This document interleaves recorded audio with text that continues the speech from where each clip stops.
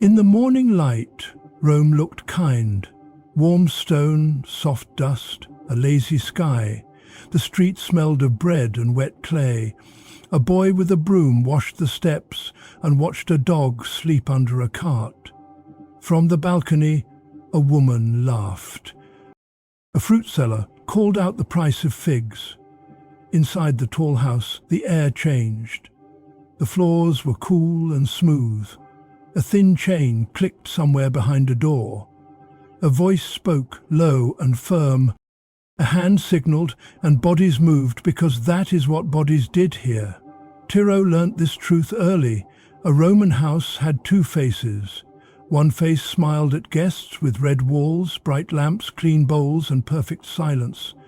The other face, hidden behind the painted walls, was work, fear, and the constant ache of being owned. He felt that double life in his bones. He was 15, thin and quick, with careful eyes. He poured wine, trimmed lamps, polished bronze, scrubbed mosaics with a rag of wool. He knew how to wake before dawn without sound. He knew which step on the back stair creaked and how to avoid it. He knew the way the overseer's sandals scraped the floor when he was in a bad mood. He knew the mark on his own neck, where a leather collar had once rubbed the skin raw when he was a smaller child. The collar was gone now, traded for trust. Trust meant he could move through the main rooms. It meant the door to the street sometimes opened for him with a basket on his arm. It meant the cook called him Clever Hands. It did not mean he was safe.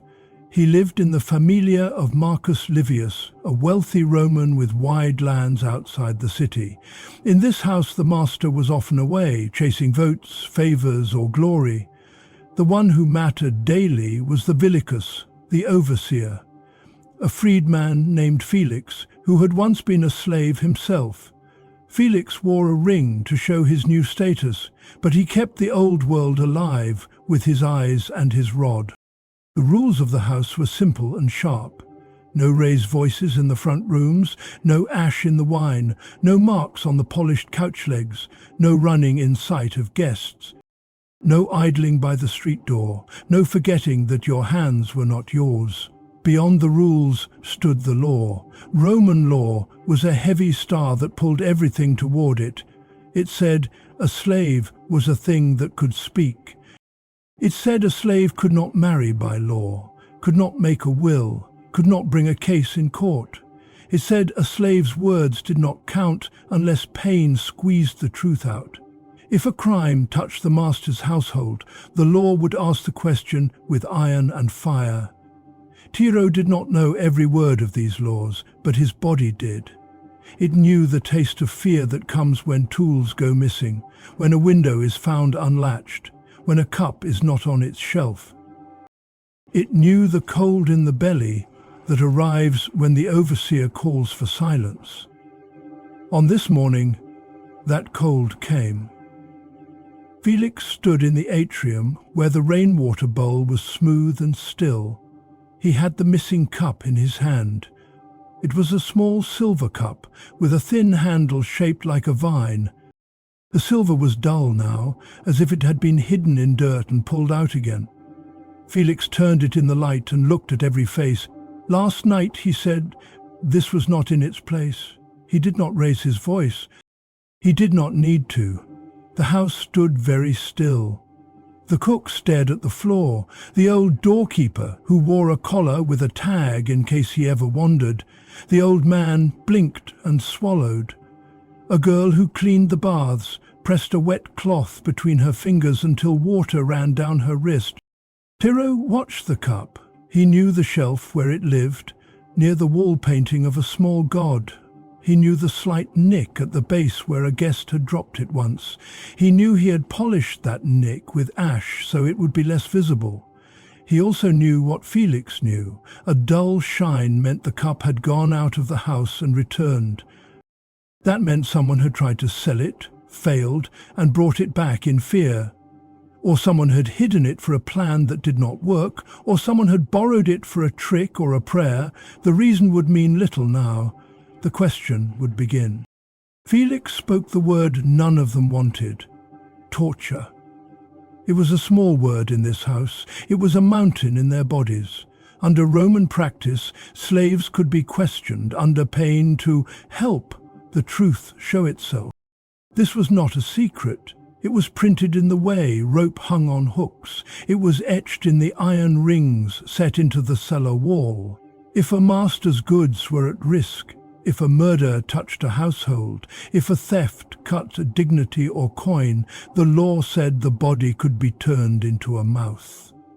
Felix handed the cup to a guard and began to walk. "We will start with the night watch," he said. He looked at the doorkeeper and the boy who trimmed lamps. Tiro's throat closed. He had trimmed the lamps. It was his task to go room to room with a small knife and lift the burnt wick so the flame would burn clean. He had done it, and he had seen nothing strange, but fear did not care. Fear asked, "Did your eyes miss a shadow?" The slaves moved together like a flock pushed by a stick. They went down the long hall to the back of the house, where the painted walls gave way to plain brick, and the air grew damp and sour. Steps led beneath the floor to a low-ceilinged room. The iron rings were set not at eye level but high, to lift arms and open ribs. A stool sat in the corner with a bucket and a sponge. A small brazier waited with its quiet, hateful coals. No one cried. In this world, crying early was like spending coin too fast. The body needed to save something for later. Felix pointed, and the old doorkeeper, called Daphinis, stepped forward without being told. He was slow, gentle, and kind to animals.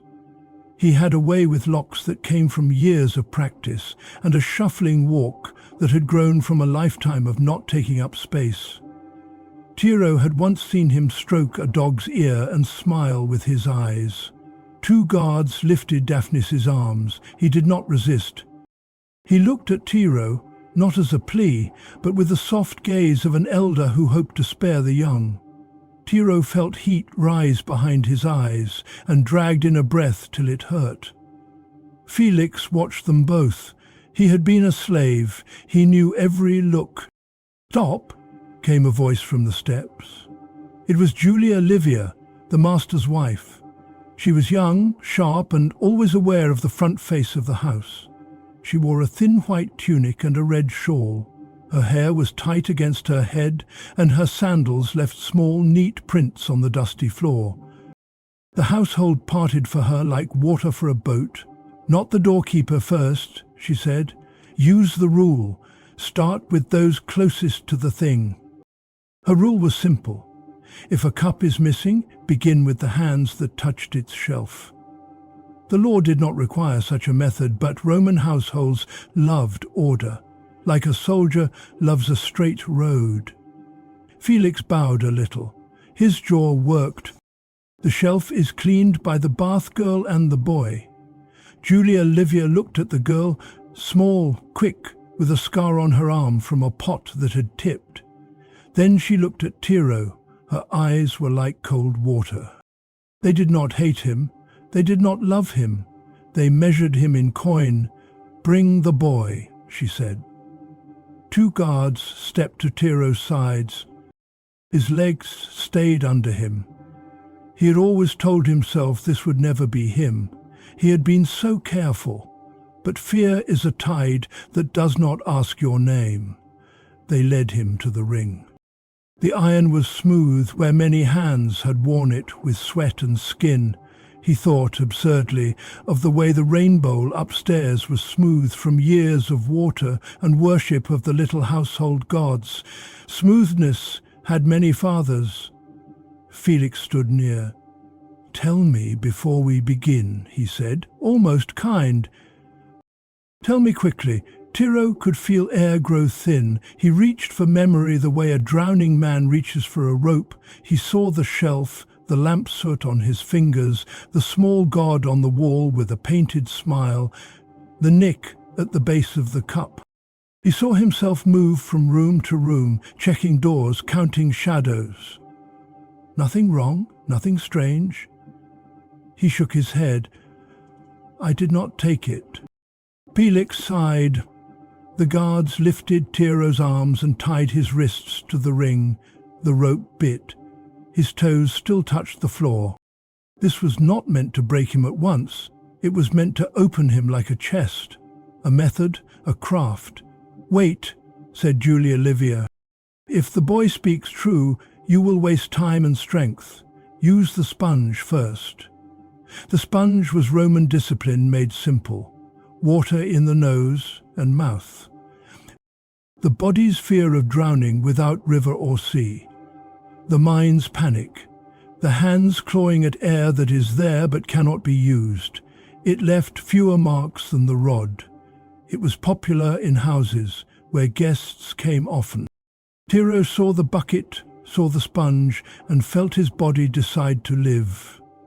The mind is brave. The lungs are honest. They will beg for air even while the heart insists on pride. He also saw Daphnis in the corner, still bound, but not yet raised. The old man's lips moved. A prayer to the silent household gods? A memory? A wish to take another's place? No one would allow that. The law asked the nearest body for answers, not the kindest one. Felix lifted the sponge, looked at the lady for approval, then paused. "There is another path," he said, eyes on Julia Livia. "We can search the ergastulum." The word slipped into the room like a cold hand.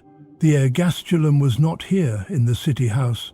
It lived out on the estates, a long, low prison under the ground where field hands slept in chains and woke to work. Iron rings there, too, no lamps for show. No guest to protect. It was a place made of night and orders. The city house held gentler pain because it had to be presentable. The country had no such need. Julia Livia did not like the ergastulum. It was Marcus Livius's pride, a place that kept things in order. She preferred smooth halls and quiet rules. But she also knew the city rumors. She knew of a case not many years past when a Roman noble was killed by a slave, and the Senate ordered every slave under his roof, hundreds of them, put to death, guilty or not, because the household had failed to protect its master. People had argued in the streets about mercy then, but the law had won. The memory of that mass execution passed like a shadow in certain rooms when voices dropped low. "Search the rooms again," she said at last. "All baskets, all pallets, under the cistern stairs. If the cup went out and came back, there is a path. Find it. If we do not find the path, then ask the body." Felix nodded. He signalled. Half the group went at once, like water down many channels. The other half remained. Tiro hung from the ring, his toes touching the floor, his chest rising too fast. The sponge dripped in the bucket like a lazy clock. This was the hidden world of pain he had known without words. Not only the hurt of the body, but the slow grind of the rules that allowed it. The law held his arms as surely as the rope. The city above went on with its songs and vendors and jokes. Below, breath could be taken from a mouth because a cup was dull. He tried to slow his chest. He thought of small, true things. The smell of hot bread from the street. The feel of ash on bronze that becomes a mirror with patience. The way Senna, the kitchen girl, hummed when she cut herbs, soft and off-key. The way Daphnis soothed nervous dogs. The way the morning light made a river of gold on the rainbow upstairs. He thought of manumission, that far word. He had heard that faithful service could earn a cap of freedom one day, a wooden cap set high on his head in a ceremony that made a man from a tool. He had seen Felix's ring and wondered if freedom felt like a new kind of chain. He had heard another word too, peculium, a little store of coin a master could allow a slave to keep as his own. Tiro had none. He had only skill and a careful walk. Neither could buy him out of this room. Footsteps clattered on the stairs. A guard returned with a small bundle, then another with a scrap of leather, then another with news of a loose board behind a shelf. Felix looked at each thing and tossed it aside. He was not a fool, and he was not excited. He wanted the line from shelf to field, from hand to hand. He wanted the path to give him certainty. At last one of the younger boys, who cleaned the drains, came down with his palms up, empty, face pale. "The wall by the little god," he said. "There is a smear, ash and dirt, a sign of outside, near the shelf." Felix's eyes sharpened. He looked at Tiro. Tiro shook his head again, small because it was the truth, and also because his jaw might break if he shook it harder. The overseer turned to Julia Livia. "It will be faster if the boy tells us who he saw in that room." "I saw no one," Tyrrell said, and heard the uselessness of it in his own ears. Felix took the sponge. Here were other parts of the hidden world, collars that read, "I am a slave." "Catch me if I run." Brands burned into the forehead skin in some houses. 3 letters for run away. Mines where men were sent to the metals at Metalla and did not return. Amusements in the arena where a body could be thrown to animals, not often, but enough to keep fear alive. More common than these famous horrors were the quiet ones. Families split and sold to different owners. Children raised in kitchens who grew old without a name in law. Women touched because they could not refuse. Men who dreamed of farms they would never see again. Tiro knew he could not control which pain the day would use. He could only choose how to hold himself inside it. Felix dipped the sponge. Water darkened the coarse fibers. Drops fell back in a slow line like small beads. Julia Livia raised a hand. "Wait," she said, thinking of the senator and the mass execution years ago, thinking of talk in the forum, thinking of how reputation is a cloak that must not get stained. "Before we—" She stopped, because another set of steps came fast and loud down the stairs. A slave woman, older, with a streak of grey and a back that had learned to bend, reached the bottom, breathless. It was Vara, the storeroom keeper, who counted oil and wheat and salt fish. She held something round and black with ash. She held a coin, not a Roman coin, a small foreign coin, flat and dark, with a square hole in the middle, tied on a string. It was the kind of lucky piece a man might carry from far away. It had no place in this house. "I found it in the sweep," Vara said, voice low, "near the wall, by the little god, in the ash," as if someone brushed a purse too close. Felix took the coin and turned it in the cellar light. He looked at Julia Livia. He looked at the guards. He looked at Tiro, who could not help the gasp that left his throat at the sight, not because he knew the coin, but because it cracked the air like thunder. It meant the path might go outside the household. It meant the cup story might cross the threshold where Roman law makes a different map. Felix's face closed. Outside thieves meant shame for the doorkeeper. Inside thieves meant shame for the house. Both could be cleaned in blood. But the coin offered something else. The chance to choose a target that was not one of their own. And also a risk. If the story reached the master, it would become a question about the household's strength. Masters liked neat answers, no matter where the truth lived.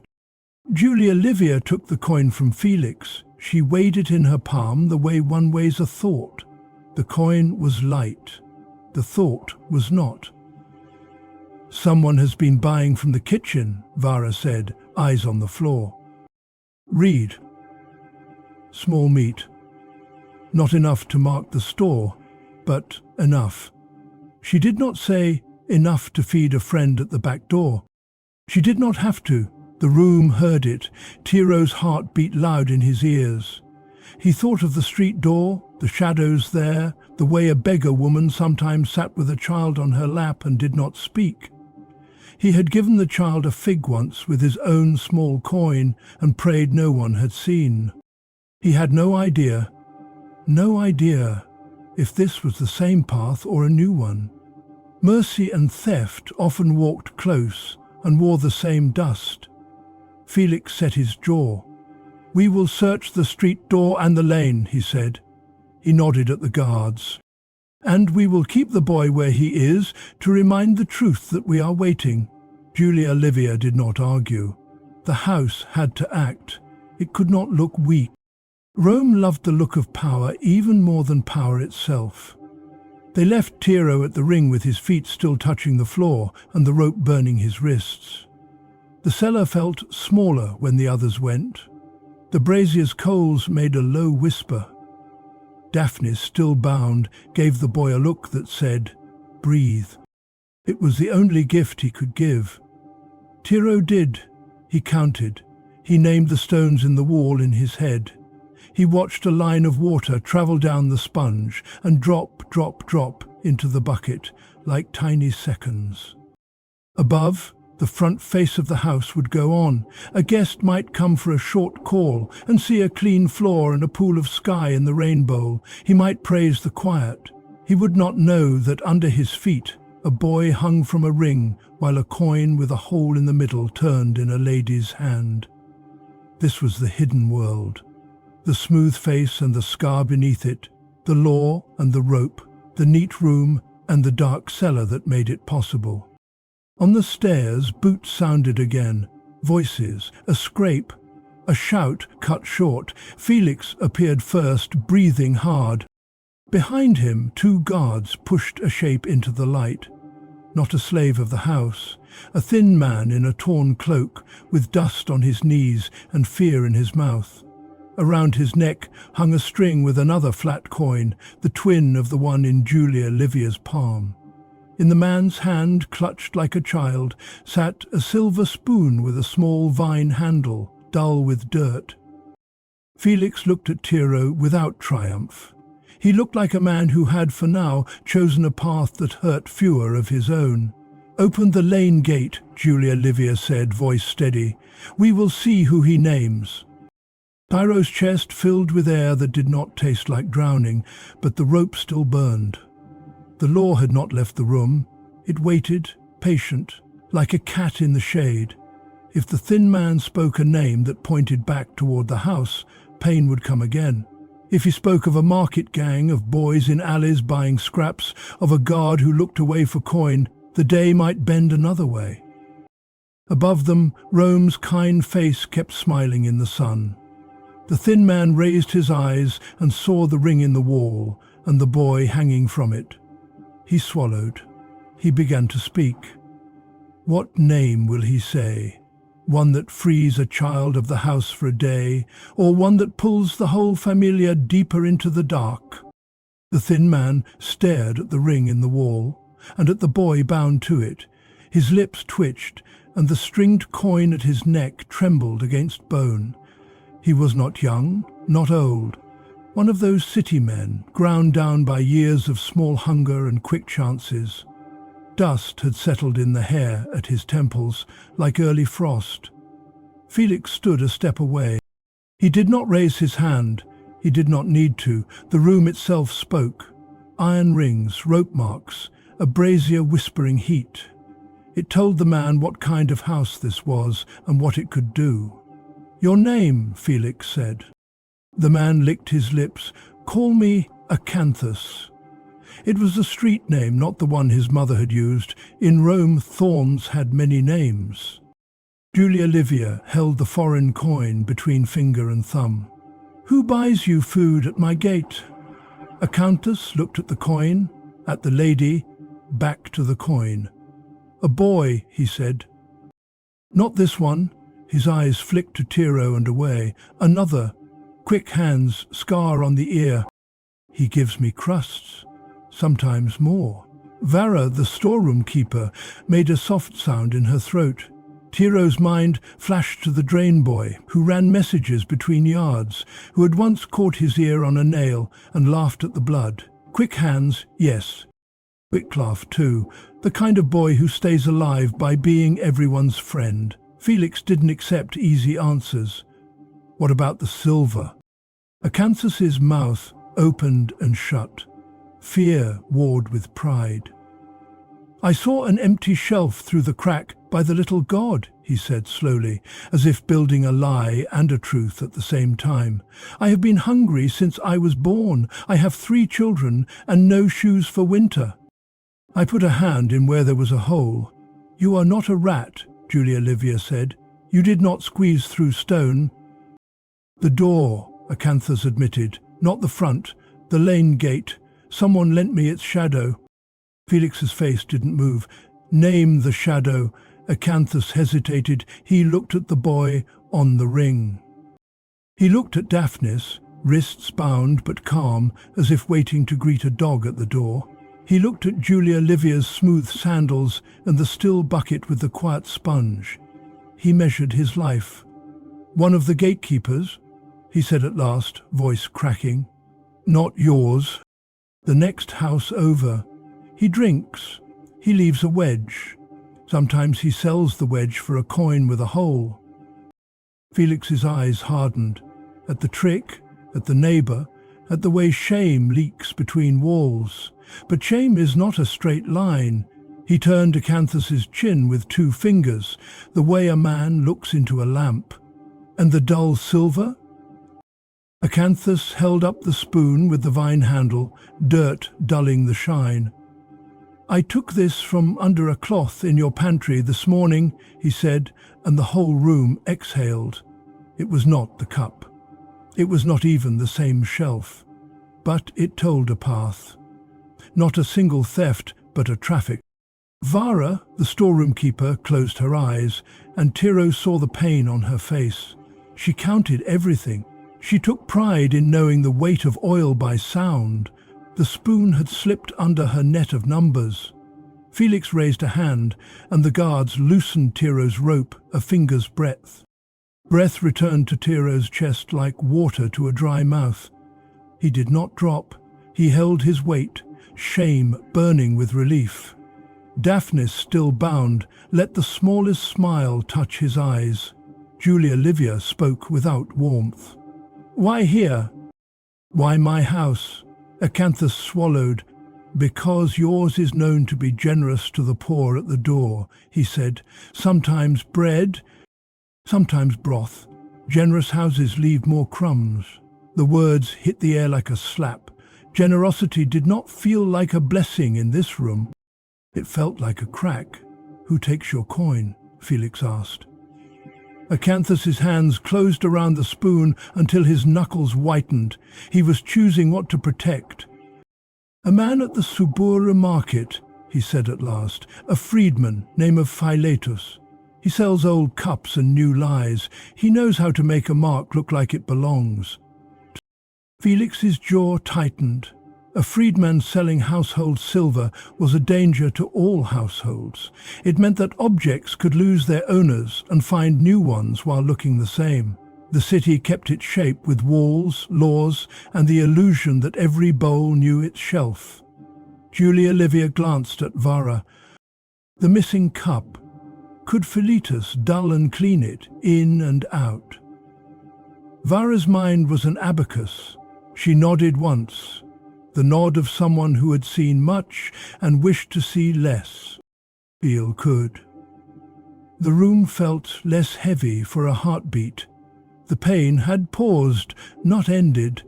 The law had been satisfied, for a moment, by a different neck. But in Rome, truth had to be tied to a name that could be punished, and the way one chose that name shaped everything that came after. Felix looked at Acanthus. If I bring Philetus here and the cup is found with him, your life grows longer. If I bring him and the cup is not there, your life shrinks to a seed. If I do nothing, your life ends at the lane. Acanthus nodded rapidly, the coin at his neck bobbing like a trapped fish. He has it, he said fast, as if speed could make it true. He has it, or he knows who does. He sends boys to knock at kind doors. He pays in coins with holes, so you can tie them in your clothes, Julia. Livia's eyes narrowed at the mention of kind ores. Kindness could be a blade that cut the hand that held it. Felix, she said, bring the city watch. The Vigiles, Rome's night watch, were as much bucket carriers as peacekeepers, but they loved a show. They would come fast for a case that might make them look sharp. But the Vigiles also meant noise. Noise meant neighbours. Neighbours meant rumour. Rumour meant the master hearing a story from a mouth that was not hers. Felix thought in two tracks at once, the law and the house's face. Lady, he said carefully, the watch will ask why we questioned a free man under our roof. They will ask if we used tools not meant for free necks. They will be useful, but they will also be hungry for coin and credit. Julia Livia didn't blink. Then you will use them, without letting them use you. Bring them. And bring Philetus. Felix turned to a guard. You, run. The guard ran. The others bound Acanthus's wrists. Not high, not low, in that Roman way of measuring a man between mercy and warning. They kept him in the cellar, where the room itself did half the labour of fear. Tiro's wrists ached where rope had rubbed skin, but the rope bit less now. The space around his lungs seemed wider. He watched Daphnis, who stood like a doorpost, steady, needed, unnoticed by the people who needed him most. Tiro saw in the old man the shape of a long life in service. Slow steps, soft voice, a collar tag to identify him if he wandered. He also saw with a cold stab the way a single judgment could cut that life in two, fault or no fault. Negligence at a gate could send a man like Daphnis out to the estates, to the ergastulum, where sleep came in chains and the sky was something other men spoke about.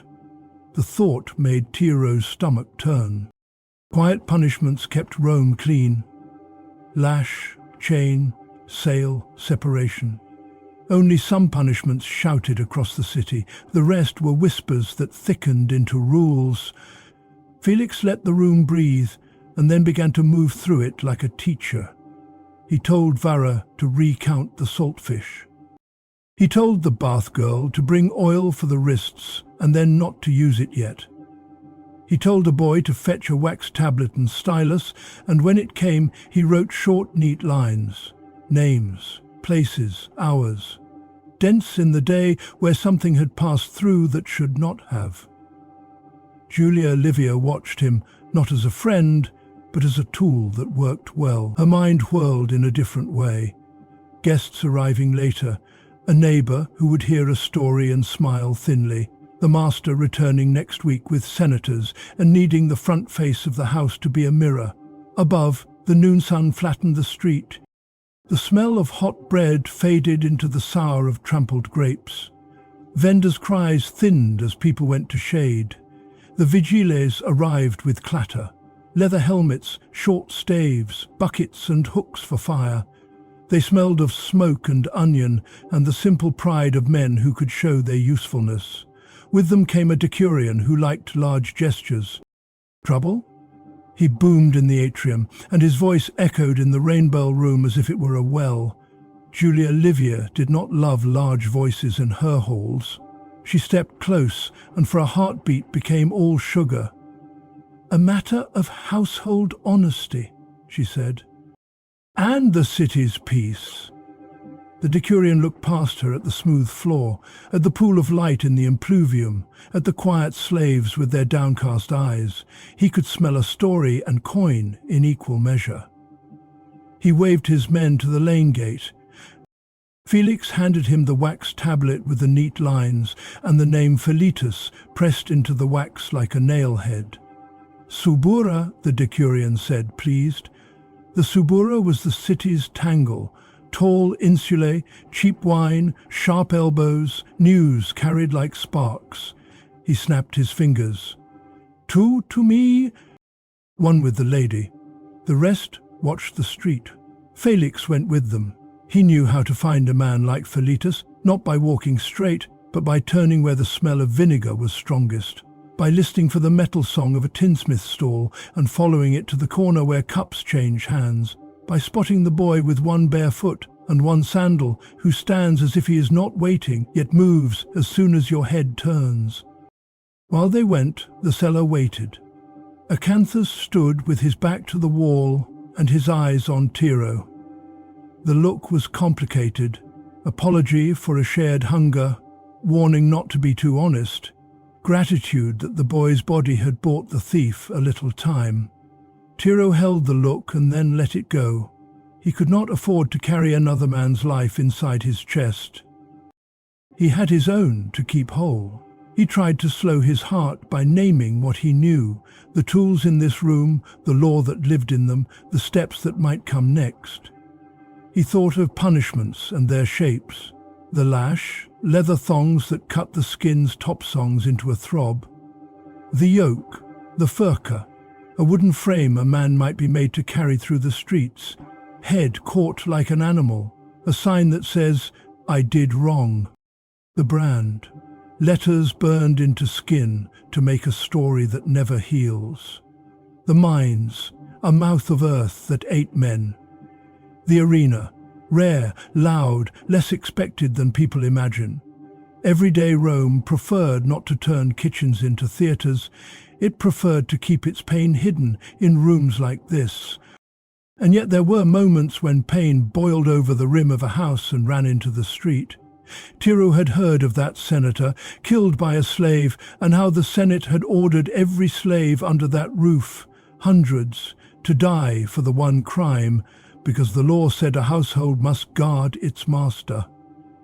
He had heard of people pleading outside the prison and the law not listening. He had not seen it, but he had seen the way older slaves' mouths tightened when the story was told. He knew that law could be a wall and a knife at once. The steps came back long before the day was done. Felix entered with the vigiles decurion and two of his men, and between them a smaller, sharp-eyed man with soft hands and a quick smile that didn't reach his eyes. Philetus. He looked at the house the way a man looks at a well-dressed person and sees the seams. He had that freedman air, half pride, half resentment, the ring on his finger that said, "Free," and the habits in his bones that said, "Once owned." He understood houses. He knew which words could make a door open. "Lady," he said with a bow that stopped short of respect, "I sell spoons to honest wives. I mend dents in bowls. I would never steal a cup." Julia Livia held up the dark foreign coin. He didn't look at it. She then held out the dull silver spoon Acanthus had brought. He looked at it too long. He couldn't help it. He knew work when he saw it. Felix said nothing. He placed on the table a small piece of beeswax he had taken from Vara's store and pressed it against the nick at the base of the spoon's twin, the one that had been dropped by a guest months ago. The nick left its print in the soft wax, a tiny crescent like a moon in a bowl. He then pressed the same wax against the dull spoon Acanthus had carried. The crescent set into the wax matched the moon like a face to its shadow. The freedman's smile thinned. "I mend," he said. "I polish." "You dull and sell," Felix replied. His voice was calm, the way a river is calm when it has cut the rock for 1,000 years. The vigiles decurion loved a clean trick. He clapped once. "To the station," he said to his men, and they moved toward Philetus. But Philetus was not a fool. He stepped back and lifted his hands as if to show empty palms. "I can save you time," he said to Julia Livia, fast, words pouring like oil. "The cup you want went from here to the lane, from the lane to Acanthus, from Acanthus to a boy with a scar on his ear, from the boy to me. But I do not have it now. I sold it to a woman who buys old things for a new house, a freedwoman like me, married to a man who wants rich walls and cheap plates. She lives near the Esquiline Gate. I can walk you there." No need to turn a house upside down, no need to confuse the law with questions about who may be pressed and who may not. He had said it neatly, a threat wrapped as a courtesy. If they pushed him too hard in private, he would shout in public. If they wanted the cup fast and quiet, they would use his mouth and risk his lies. Julia Livia looked at Felix. Felix looked at the Vigiles Decurion. The Decurion looked at the lady's floor and saw, with the eye of a man who liked coin, that it was a floor that would pay for quiet. "Walk us," Julia Livia said. Her voice could have cut cloth. "But if you are lying to breathe longer, you will breathe smoke before night." Philetus's smile returned, as if he had sold a bowl at the price he wanted. "This way." They went, a small column of purpose. Julia Livia with one guard, and the Decurion, Felix and two more, Philetus moving like a fish that thinks it can still slip the net. Vara's face held tight as a knot. She stayed to recount, to make her numbers whole again by number magic, if not by truth. In the cellar, the quiet rolled back in. Acanthus leaned his head against the wall like a man who had not sat down in 2 days. Tyro's arms trembled, not with fear now, but with the slow ache that comes after a held weight. Daphnis shifted his feet. Time in such rooms does not pass in minutes. It passes in drops of water, in the sting dying out of rope burns, in the mind learning how to sit beside fear without letting it eat. Tyro's thoughts walked elsewhere to keep from circling the ring. They walked to the small household shrine, the Laurarium, by the shelf with the little god, where a smudge of ash had told on a thief. He remembered how Daphnis lit a pinch of incense there on festival days, and how some slaves, even dead tired, would touch the wall by the little god as they passed, as if to keep a promise with a silent friend.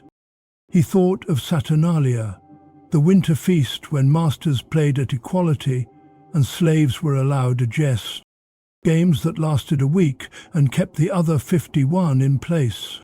Rome light play that reminded you where the walls were. He remembered also the word peculium. He had none, but others did, small piles of copper allowed by a master that felt like hope. Some slaves bought clothing with it, or the right to marry, in fact, if not law, or they loaned coin to other slaves and played at being small masters themselves. Some dreamed of saving enough to buy their own freedom one day. Manumission, a ceremony, a cap, a new name that still sounded like the old one. Freedom could be a long room with a low ceiling if you had no trade and no friends. Still, the cap was a cap, and men reached for it. The steps came again. This time, Tyro heard voices before he saw faces. A woman's angry hiss, a man's flat order, the clink of something in cloth. Julia Livia entered like a winter wind, cold and fast. Behind her, the Vigilae Decurion grinned like a man with a good story for supper. Felix carried a small bundle in both hands as if it were a baby or a snake. Philetus came last, his smile gone. His eyes had learnt something about the shape of this house. Felix set the bundle on the wide stone of the cellar table and unrolled the cloth. Lampsoot lay in the folds like night dust. Inside lay a small silver cup, its handle a slim vine, its base nicked into a tiny moon. Vara let out a breath that sounded like a prayer. She lifted the cup as if it might decide to jump and run. She wiped it once, twice, 3 times with a wool rag, and in the rag's grey softness, colour returned to the silver like a face returning to skin. "The woman?" the Vigiles Decurion asked with relish. Julia Livia's answer was formed for public and private ears both. "She will return what is mine," she said, "and she will return the coin Philetus told her to bring, and she will learn that buying another's household is buying a fight with its lady." The Decurion bowed. His men took Philetus by the arms. The freedman tried on a brave face and then put it down. It didn't fit. He did not beg. He muttered names like seeds in his mouth, names he would trade as he walked to the station, names he would allow to grow if they bought him air. Felix looked at Acanthus. He looked at the boy on the ring. "Untie him," he said, and the rope loosened and fell, and Tyro's knees wanted the floor. He did not drop. He gripped the table until the world steadied. His wrists were raw pink bands. The bath girl came with the oil she had been told to fetch and, with small, careful fingers, rubbed it into the skin. Her touch was work, not kindness, and that made it feel safe. Felix turned to Daphnis and cut the ropes at his wrists. The old man rolled one shoulder and then the other. He did not complain. He looked at the lane gate in his mind and made 10 new rules for it, as if rules could be stronger than hunger. "The house is clean," Felix said. He meant it for Julia Livia. He meant it for himself, too. He had kept pain inside the walls without letting it spill into the street. He had pulled the law to the shape he needed without letting it eat his own entirely. Julia Livia nodded once. Her eyes went to the spoon Acanthus had carried. "Return that to the shelf," she said to Vara, "and count again." Vara took the spoon like a lost child brought home. She went with straightenings in her spine. For a moment, a sweet, dangerous feeling moved through the room, relief. And with it, like a shadow attached to a foot, came the truth that this relief was a narrow bridge over a dark drop. The house had not been saved. It had been spared, this time. Julia Livia turned to Acanthus. "You," she said, and her gentleness was made of ice. "You will work at my back step for 3 days. You will carry water and sweep filth. You will eat what we give you. You will not put your hands through another's wall again. If you do, I will call the watch and let them use you to show the city they are strong." Acanthus nodded like a man trying not to cough. A slave's punishment from a lady's mouth. Work, not whip. It was not mercy, not really. It was the house teaching him his place in a clean way. It also kept the vigiles decurion pleased. He had his catch in Philetus, and the neighbours at a distance. Felix said nothing. He understood that Rome kept peace by turning strangers into tools, and tools into strangers. Then, when the noises began to settle, and the cellar felt like it might become a room again, and not a trap, Vara's voice floated down the stairs, urgent, thin. "Lady," she called, "the flour counts wrong." Julia Livia climbed fast. Felix followed, Tiro after him, arms a fireline of ache. In the pantry, the scale beam made its little seesaw, while Vara's fingers pushed grain like a woman reading. "There was enough for 5 days," she said. "Now there is 4. And the sweep under the bin says a bag was opened and retied, not the work of a thief who only wants silver. Someone who knows where the spare ties are, someone from inside." Felix's gaze ran around the room, slow as a knife. The relief in Tiro's chest shrank to a hard pit. The cup had been found. The path through the lane had a name, but the houses inside had a whole of its own. Julia Livia's face turned the colour of dry plaster. "Who?" Vara did not point. She would never point without proof. She looked instead at the small trail no broom had erased. A thin dust layer caught in the crack by the door where feet had scuffed and stopped. On the jamb, a smear of something like grease. Below the shelf, a drop caught in a splinter. Felix bent, touched, smelled. "Cook's fat," he said. From the morning pot. Senna, the kitchen girl, stood very still in the doorway, a bowl of peeled onions in her hands, her hum swallowed by her throat. She had been kind to Tiro when he was small. She had slipped him a heel of bread on long days and taught him which ash makes bronze shine faster. She had a way of standing that made dogs trust her. Her eyes were not wide, they were small and tight, as if she had already cried them dry in some other hour. Felix looked at her, then at the old doorkeeper, then at Tiro, then back at the grease mark that looked like nothing and like a signature to the right eyes. "Say it," Julia Livia said to Felix, "because a lady's hands are soft by law, even when her eyes are flint." Felix did not say it. He turned instead to the hook where a short rod hung, the house's rod, bone handle, leather end. Not the lash, not the sponge, the rod that set the line inside the family of slaves, a line that said, "This is where obedience stops and pain begins." He hung the rod back without touching it. "To the back court," he said quietly, "all of us. If there is a hole, we will see what crawls through it when the sun hits."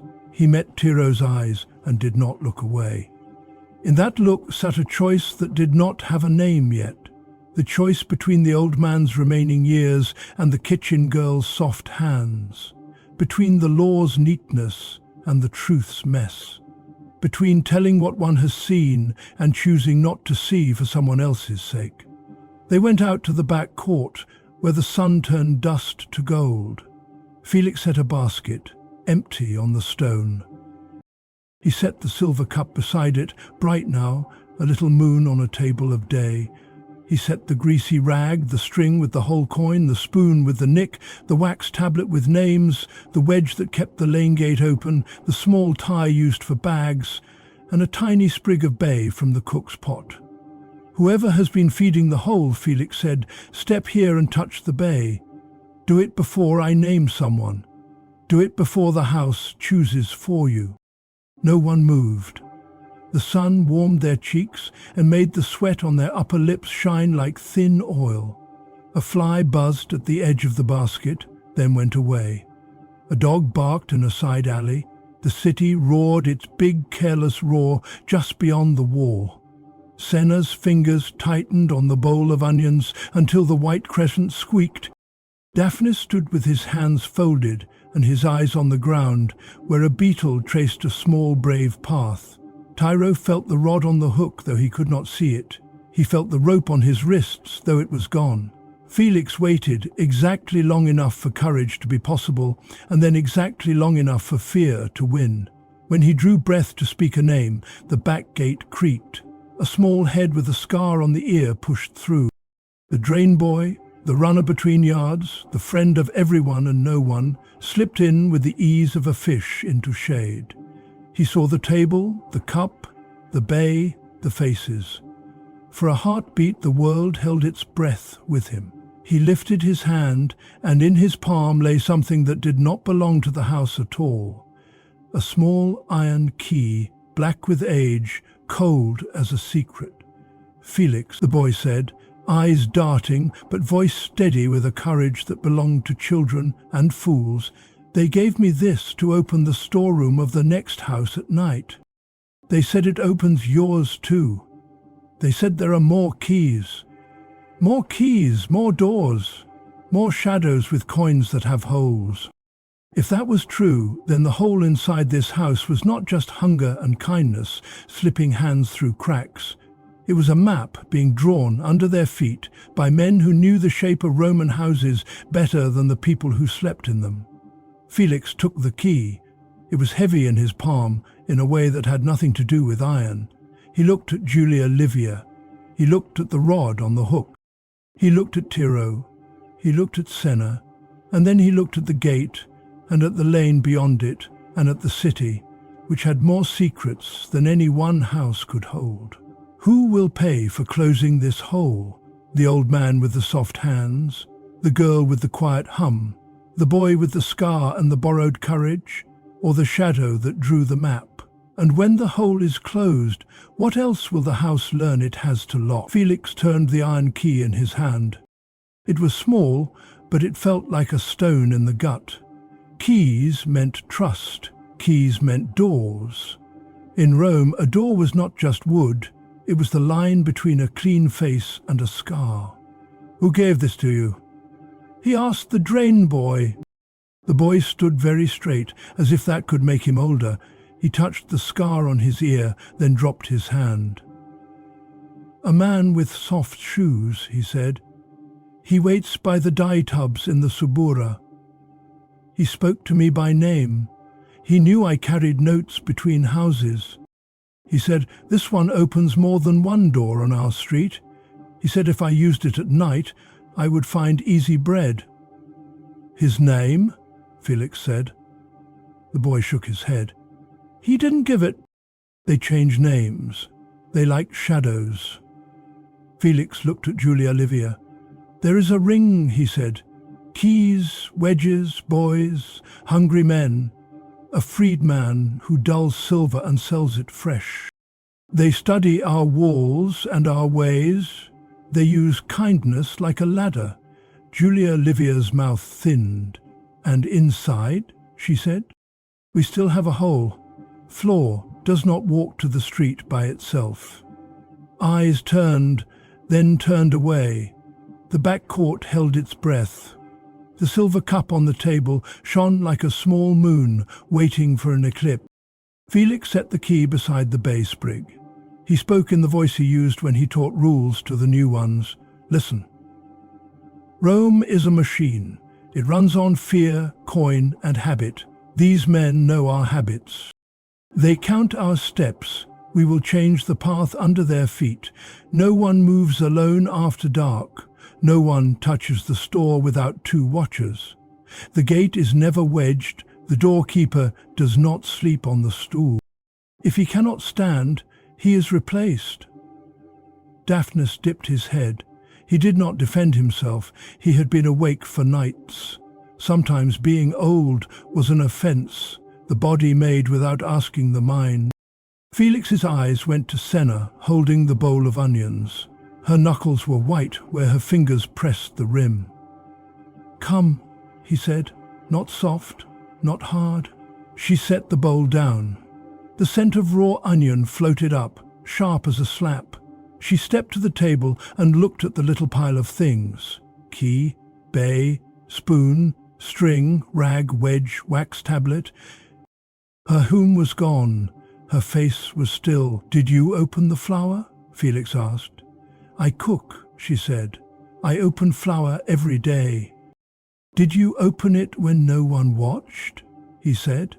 "Did you tie it again with a spare string and carry a little out under your wrap?" She did not answer at once. A long fly traced a circle in the air between them, slow and insolent, as if it had paid for the right with a bit of blood. A dog barked twice in the lane. The city's big sound rolled and rolled, the way the sea does when you are too far to see waves. Senna's eyes shone, not with tears but with a hard light like new iron. "When I was born," she said, "I saw my mother for a year. Then my mother was sold to the salt work. When I was 9, I carried bread for the man who beat her.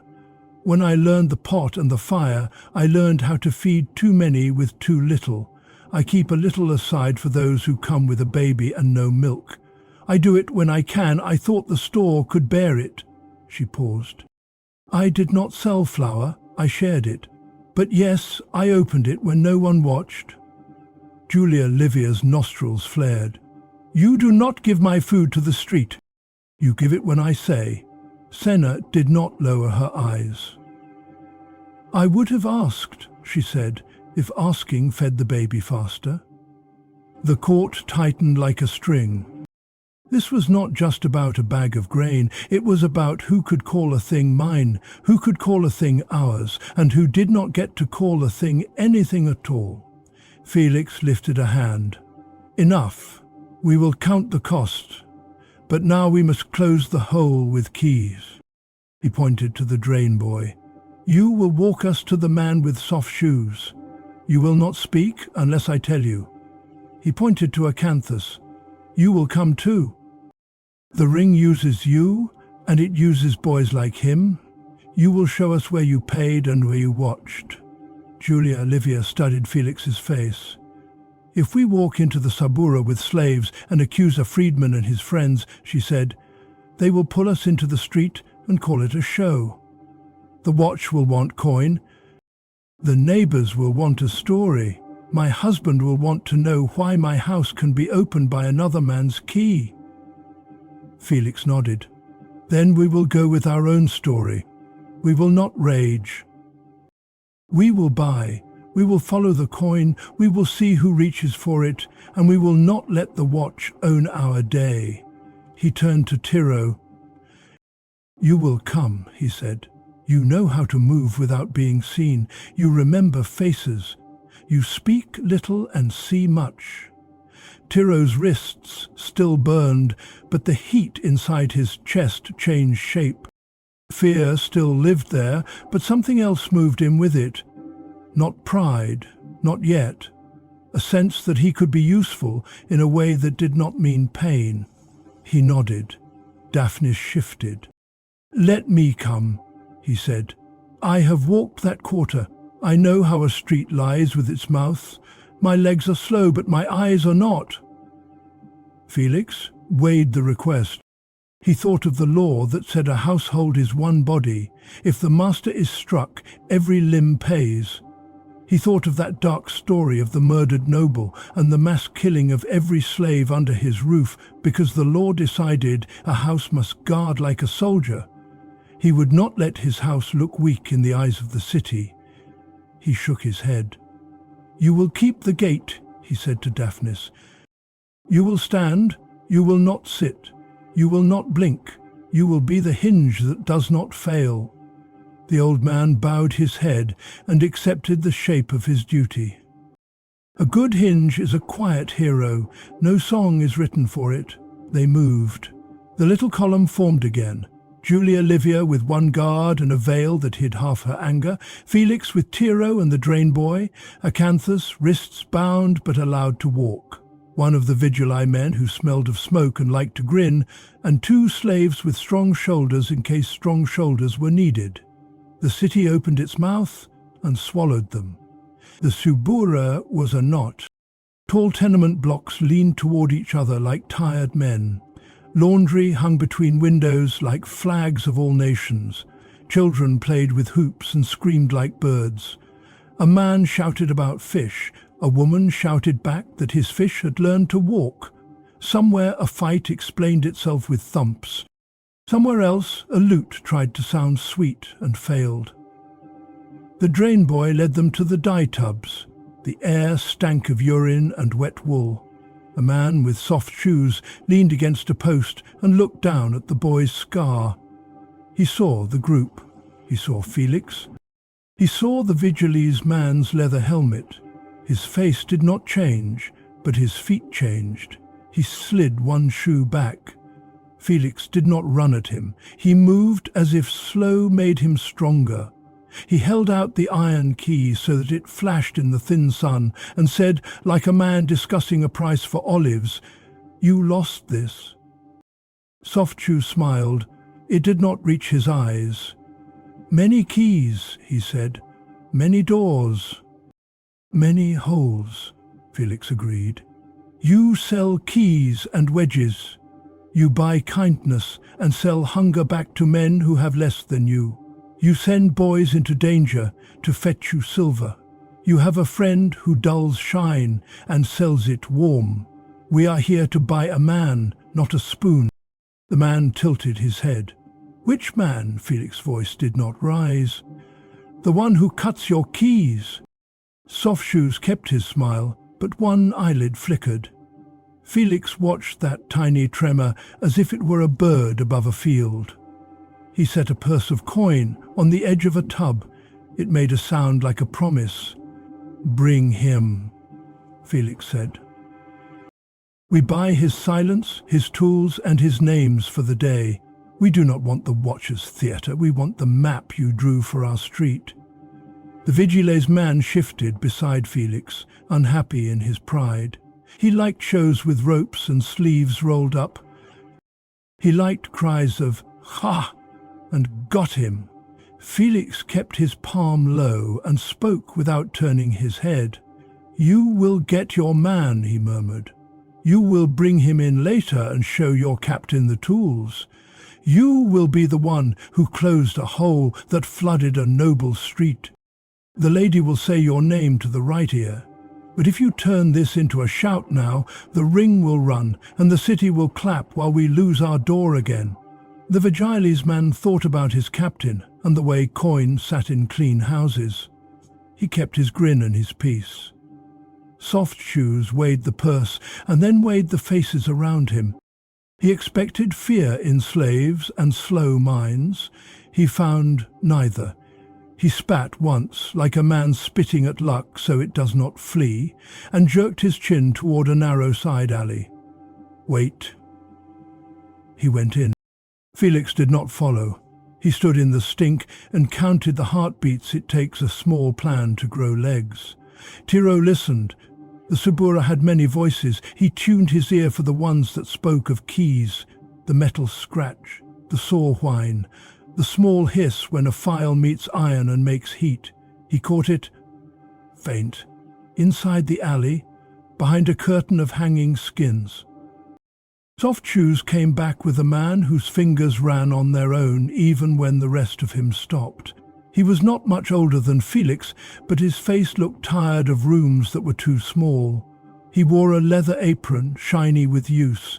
In his hand he held a blank and a thin file. On a string at his neck lay 3 little teeth of iron. "Your name?" Felix said. "Call me Sido," the man said. It meant, "I yield." It felt like a joke too bitter to laugh at. Felix set the purse on a broken crate. "This buys what you know and what you will stop knowing," he said. "We want your blanks, your pattern boards, the list of doors you can open within 10 streets, and the coin you have taken for mine." Soft Shoes watched with an owner's eye. Sido looked at the purse and at Felix's hands. He saw no tremble. He saw no ring of freedom. He saw a man who had learned control under a collar and kept it after. He also saw the Vigiles man's mild grin and the lady's veil. "What if I say no?" Sido asked. Felix said, "Then the watch cries your name in the forum of your neighbours, and your hands make nails in the mines until they forget their own blood." This was not an empty threat. Men who cut keys for thieves cut their own future. Sido measured the mine with his eyes. He took the purse and lifted a small bag from his apron. It clinked. He placed it on the crate too. "My tools," he said. "My boards and a list." He tapped his brow. "The list is here, but I can draw it for you." "The coin," Felix said. Sido slid the small bag open. 5 coins with holes looked up like flat, dark eyes. Beside them lay heavier, Roman round coin. He pushed the whole coins forward. "These buy boys," he said. "This buys wedges." He pushed the round coin forward. "This pays the quiet men who look away." Felix did not blink. "Names," he said. "Give me the names that opened gates on our street. Speak them now." Soft Shoes moved. But the Vigiles man moved too and put a hand on his shoulder as if to ask after his health. His grip said the opposite. Sido breathed out. He spoke 3 names. Tiro knew one. It belonged to a water carrier who liked to sing and had an old mother. He felt sickness touch his tongue. Rome was not a game with clean sides. It was a rope with many hands on it. Some of those hands were your neighbours, and some were your family. "And the woman who bought the cup?" Julia Livia asked from behind the veil. "Her name." Sido gave it quick. He did not care about buyers. Buyers did not cut keys. Buyers did not make the right noises with files. Felix nodded once. He took the boards and the little teeth of iron. He did not take Sido's file. He was not here to end a man's food. He was here to close a hole. He signalled with his chin. The Vigilus man clapped Sido's shoulder as if they were cousins and murmured a time and a place in his ear. It was theatre, but it was quiet theatre, and that made it useful. They walked out of the stink with more than they had brought in, a purse lighter, a satchel heavier, a short list of names that made the skin crawl, and a map on a board of wood filled with teeth. They also walked with something else. Eyes on their backs. A ring does not enjoy being cut. On the way home, they moved faster. Felix held the satchel like a breadbasket that must not spill. Tiro walked behind and counted turns. He put the smell of each corner in his nose so he could find it again if he had to run that way in the dark. He watched soft shoes fade into the market like oil into water. He watched shadows talk with their hands. Back at the house, the gate stood like a soldier. Daphnis had not sat, not blinked. He looked at the satchel with his old dog's eyes and then at the key in Felix's hand. He understood without being told. His hand came up and he set the new rule on his skin like a brand. Never a wedge, never a nap, never a soft hand on the latch. In the back court, Julia Livia laid the boards on the table beside the cup. Vara looked at the lines cut in them and saw how doors make their own mistakes if you study them long enough. The drain boy stood to one side, small but bright with the kind of courage that still believes it can win without a price. Felix spoke in short, clean lines, like a man carving letters into stone. We know 3 names on this street who took coin to look away. We know a key cutter who drew our lock and made friends with our door. We know a freedman who sells shine and a man with soft shoes who teaches boys bad paths. We have tools, we have proof, we will choose how to use them. Punish, Julia Livia said, her voice low and even. We punish inside to make the outside fear us. Do it now, do it clean. Felix did not look at the rod on the hook, he looked at the faces. He saw Senna's iron eyes, he saw Daphnis's tired kindness, he saw Tiro's burned wrists and steady mouth. He saw the drain boy's scar and the way his chin lifted like a small flag. He knew the law, he knew the habit of houses. He knew the easy order of a rod. He also knew that a rod could close a hole and open a wound that never healed. He set the boards aside and took up the wax tablet. He pressed the stylus into wax and wrote, Philetus, taken, Cedo, tools. Soft shoes watched. He paused, then added, Senna, flower. He did not write Daphnis sleep. He wrote Daphnis gate, stands. Julia Livia saw the line and did not smile. Do not make poetry of duty, she said. Felix set the tablet down. Lady, he said, a house can rule by fear alone for a while, then it must pay for the things it broke, or it can rule by rules and care, then it pays with attention every day. He looked at Senna. You will not take flour without asking again. If you do, I will send you to the estates and let the fields take your back, but today you will measure and cook under Vara's eyes, and Vara will write what is given where everyone can see. You will feed who is allowed to be fed, and once each week the lady will post a loaf at the door with her name on it. No more shadow bread. Julia Livia's mouth pressed thin, but she did not say no. A loaf with her name was a shield against rumour. It made her mercy public and thus safe. Felix turned to Tiro. You will carry a marked loaf tonight, he said, to the corner near the dye tubs. You will set it down and watch who reaches.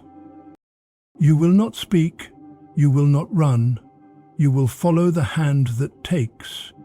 You will mark the door with a scratch. You will come back by the long path and not be followed. Acanthus will go with you. His face is known there. If trouble comes, he will draw it onto him and away from you. Tiro's chest tightened and then loosened. It was clear. It was work. It was risk that tasted like breath, not rope. Felix looked at the drain boy. You will sleep inside the gate for 3 nights, he said. You will not run any message unless I give it. You will not touch a key. If a man with soft shoes looks for you, Daphnis will answer the gate with a cane in his hand. The boy nodded, swallowing hard but standing steady. Felix lifted the iron key again. He held it up to the sun as if it were a small god made of iron. "We will change our locks," he said to Vara. "We will file the teeth that match these boards. We will break the pattern Sido drew. We will make our own teeth." Vara's back straightened. She had counted saltfish and oil all her life. She had never thought to count keys. Now she would. Her pride in this thought fed her like a meal. The house moved like a well-drilled hand. Orders flowed, people went, tools came. The Vigiles man, satisfied that the show would be his later, left with Sido's appointment in his pocket and the taste of a favour on his tongue. Afternoon sloped toward dusk. Lamps waited with their thin black wicks, ready for a boy's knife. Tiro cleaned his hands and wrapped the marked loaf in the corner that only he and Felix knew. He would know his loaf even in a crowd. Acanthus stood by the gate with his eyes on the floor, as if he could see the path already and did not like it. Before they went, Daphnis asked for the key. He took it to the household shrine by the little god and touched it to the soot on the wall. He did not pray aloud. He kept his prayer in his chest, where prayers do their best work. Julia Livia watched without comment. She had her own gods, reputation, order, the smooth face of a house. But she did not sneer at small rites. In Rome, even the proud respect the habits that hold the day together. Felix looked at Tiro and then, for a brief breath, let the guard drop from his eyes. There was a human look there, tired and fierce, the look of a man who once was owned and now owns his duty like a shield. "See everything," he said, "say little. If you must choose between the rod and the truth, bring me the truth. I will hold the rod." Tiro nodded. The words put weight on his shoulders. It was not the weight of rope. It was the weight of being counted among those who keep a door. He could carry that. He wanted to. They went out into the narrow evening. The sky over Rome turned the colour of old wine. Smoke lay low. Men laughed in courtyards where they had not worked too hard. Women scolded with love that sounded like anger. A mule brayed at the wrong time and made 3 men laugh like boys. Tiro kept to the walls. Acanthus moved like a man who had learned to make himself a shadow of a shadow.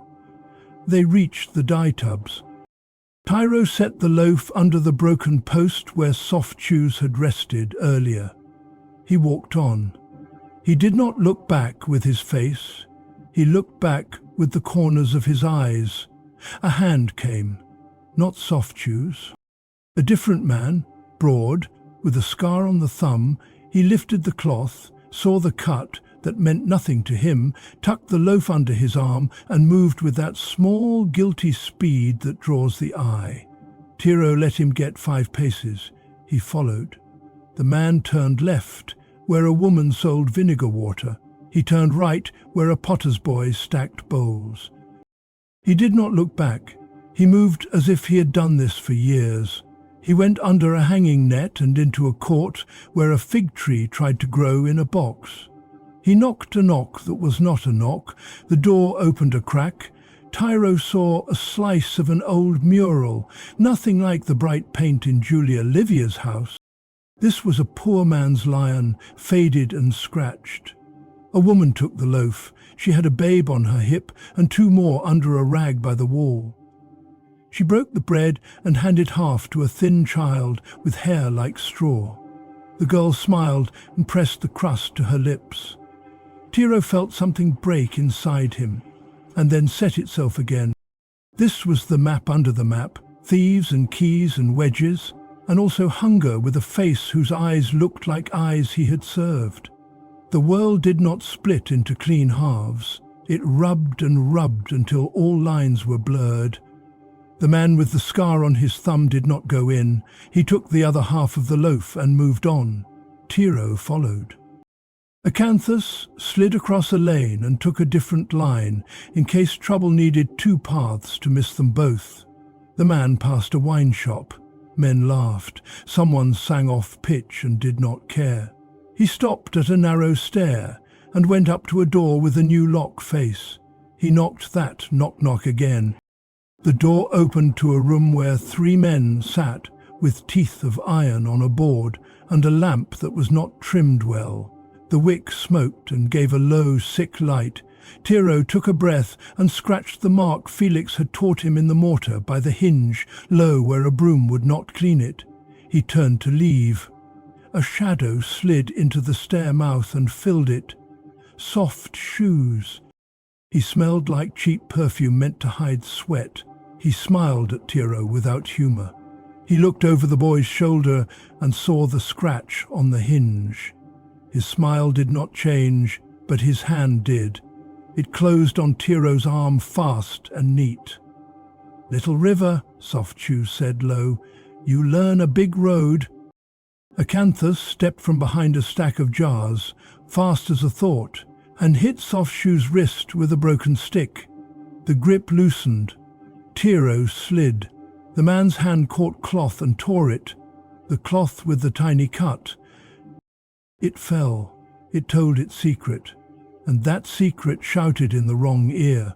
Soft Shoes' eyes hardened. He did not shout for help. He whistled, a bird sound that had no bird in it, thin and sharp. From the room with the smoking lamp rose two men, one with a file in his hand, one with a little iron tooth between his lips.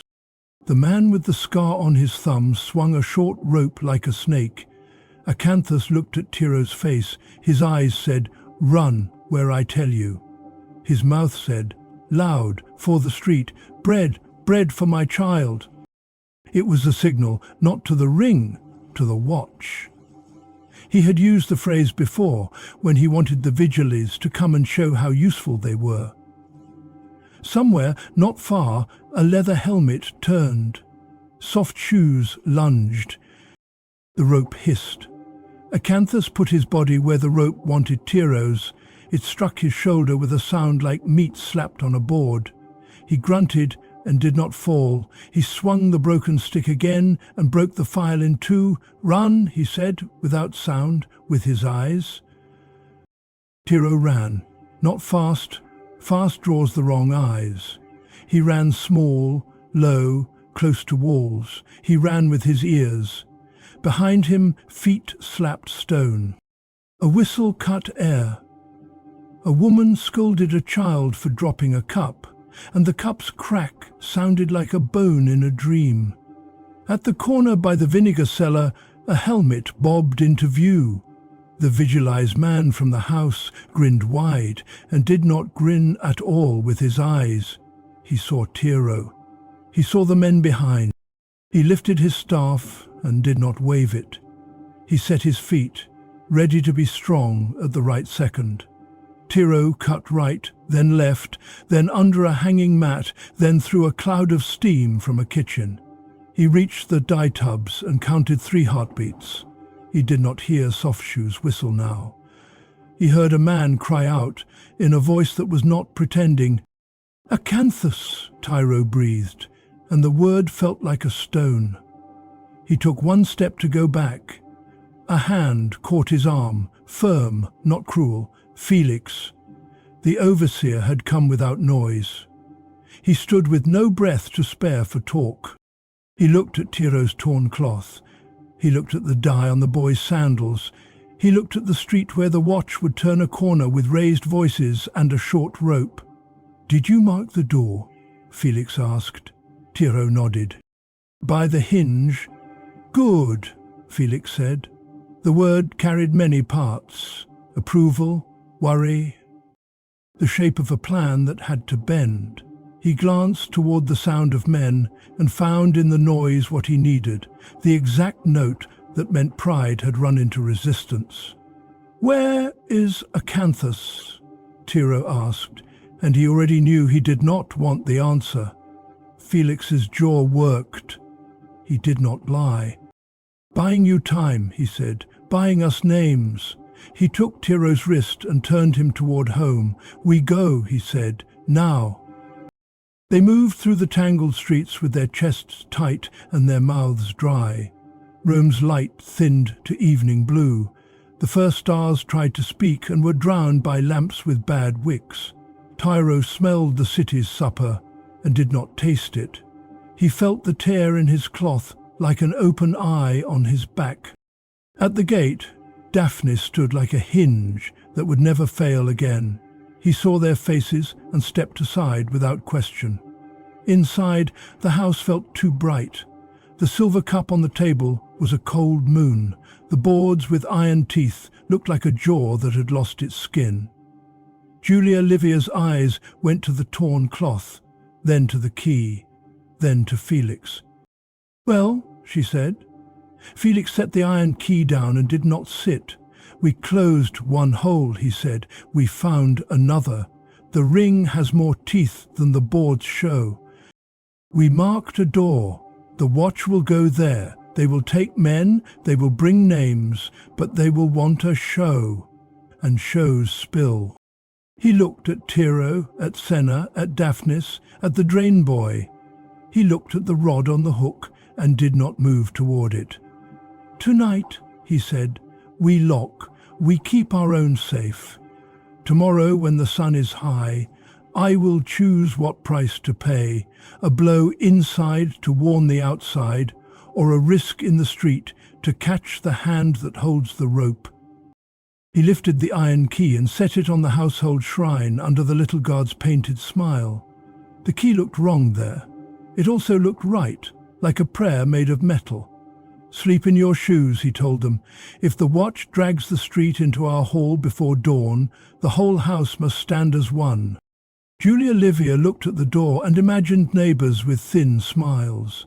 She looked at the cup and imagined her husband's eye finding the nick. She looked at Felix and imagined a day where one wrong choice washed the household into the arena of rumour. Tiro lay on his narrow straw and did not sleep. He saw the hinge scratch in his mind. He heard the whistle that had no bird. He smelt onion and iron and dye. He thought of Acanthus taking a rope so a boy could run, and he knew that kindness wore many faces, some inside the law, some outside of it. In the dark, a soft step came. Senna stood by the doorway with a small cup of water. She did not speak. She set it down where his hand could find it and went away. Tiro drank. The water tasted like tin and dust and the inside of a saved life. Near midnight a bell clanged, far off. The sound travelled over roofs like a hard wind. It was a watch bell. Fire? Fight? Show? Daphnis's old voice, low and steady, moved along the hall. "Stand ready." Felix's shadow crossed the threshold. He held a lamp trimmed to a clean flame. In his other hand the iron key shone like a black star. He looked at Tiro and said, "At dawn we choose. Some pain will come, but where we place it will decide if this house lives with its face or loses it." He turned toward the gate.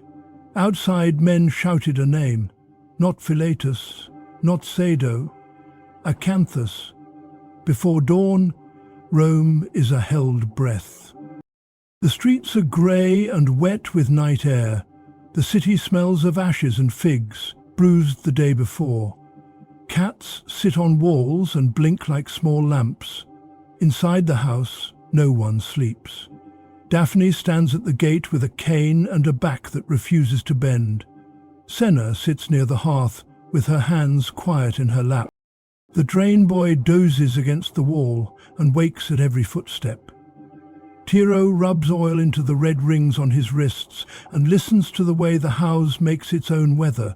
Feet, whispers, a lamp set down, the ring of a key against a nail. A knock comes that is not a knock. Felix opens. The vigorless decurion fills the doorway with his leather helmet and his grin that is not a grin. Behind him 2 men hold Acanthus by the arms. The thief's face is grey with night and fear. His shirt is torn where the rope kissed it. His eyes keep sliding to Tyro, then away. "Caught him," the Decurion says, proud. He sang, loud.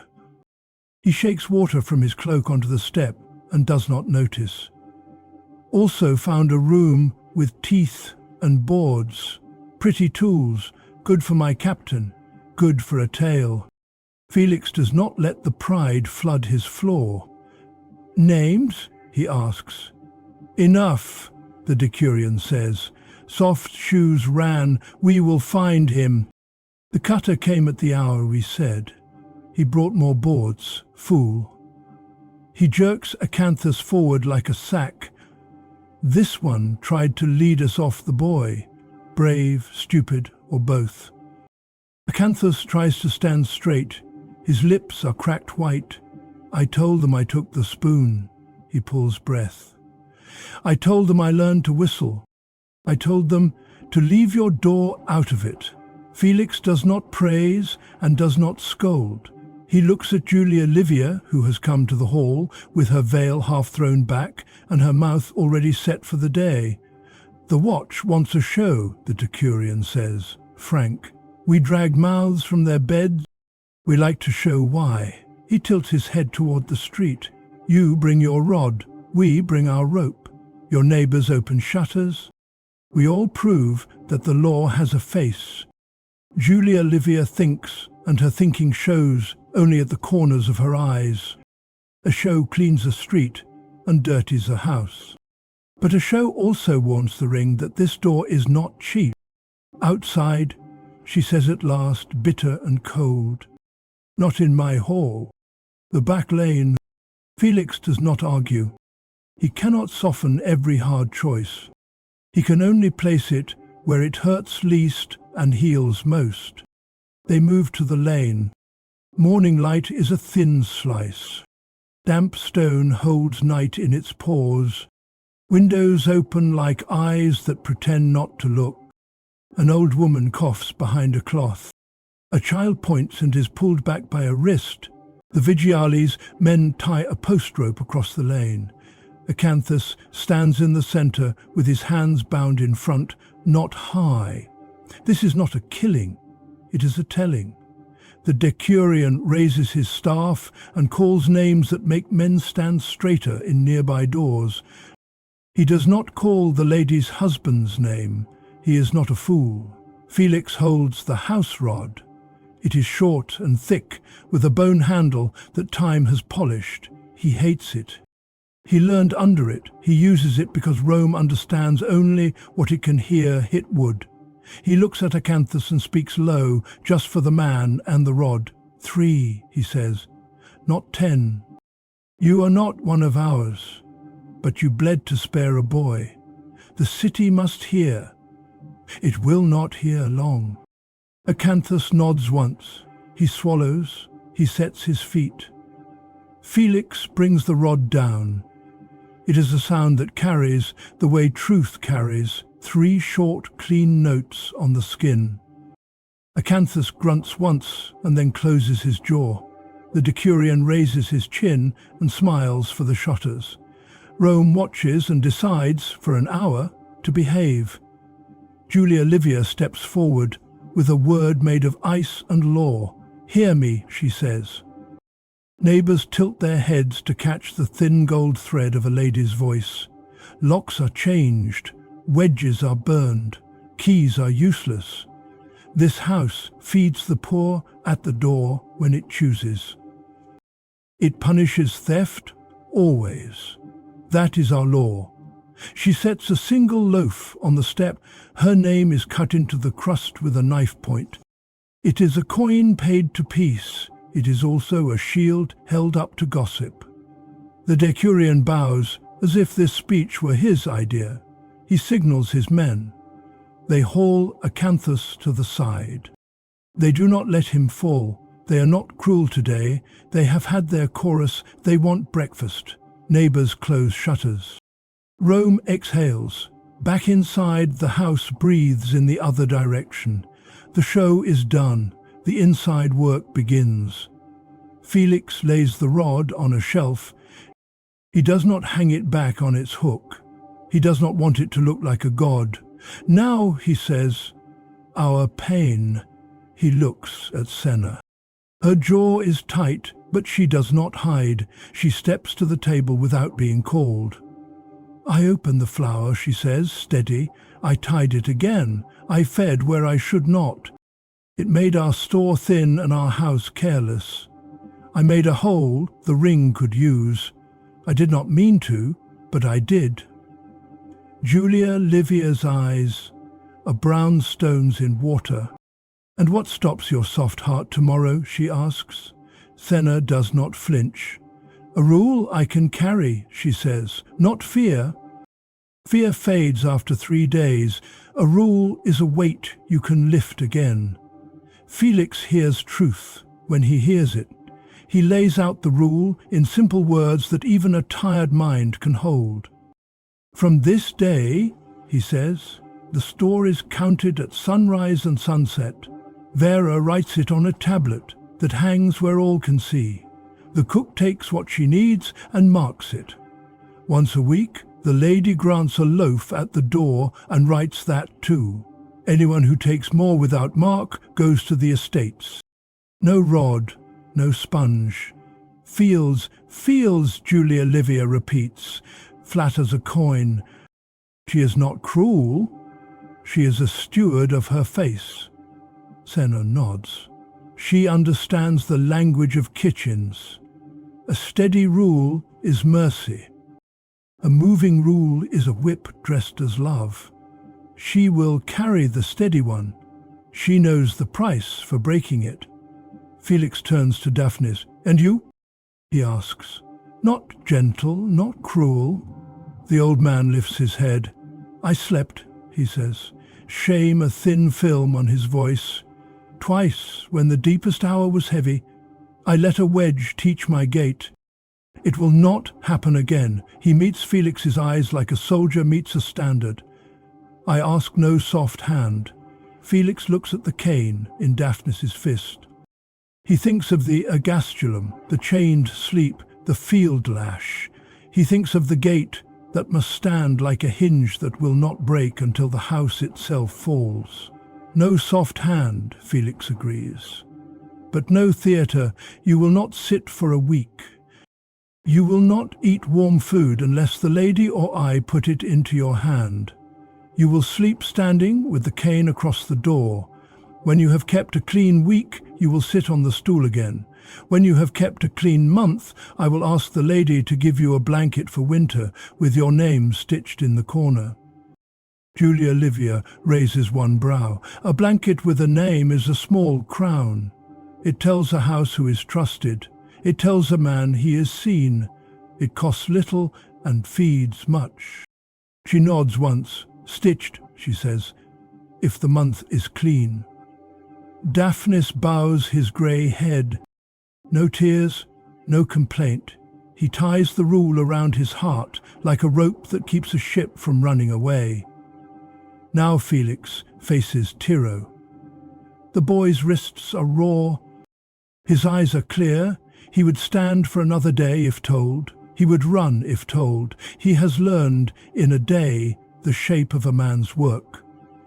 You marked the door, Felix says. You came back alive. You saw the faces that reached. You did not confuse hunger with the hand that holds a rope. He pauses, and in that pause lives a gift. From today, you carry a key. Tiro's chest fills like a lamp filling with oil. A key? He whispers. Not the iron god, Felix says, and his mouth almost smiles. A house key. You will trim lamps and count doors. You will learn locks as you learn steps. You will hold a small pouch, the house peculium, for nails and oil. You will answer to me for every coin. You will not be proud, you will be exact. Tiro nods so hard, his neck hurts. A key is trust. A pouch is weight. Exactness is a kind of love in a world that does not use that word. Julia Livia watches the boy's face.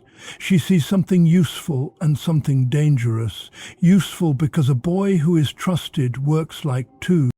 Dangerous because trust in Rome is water.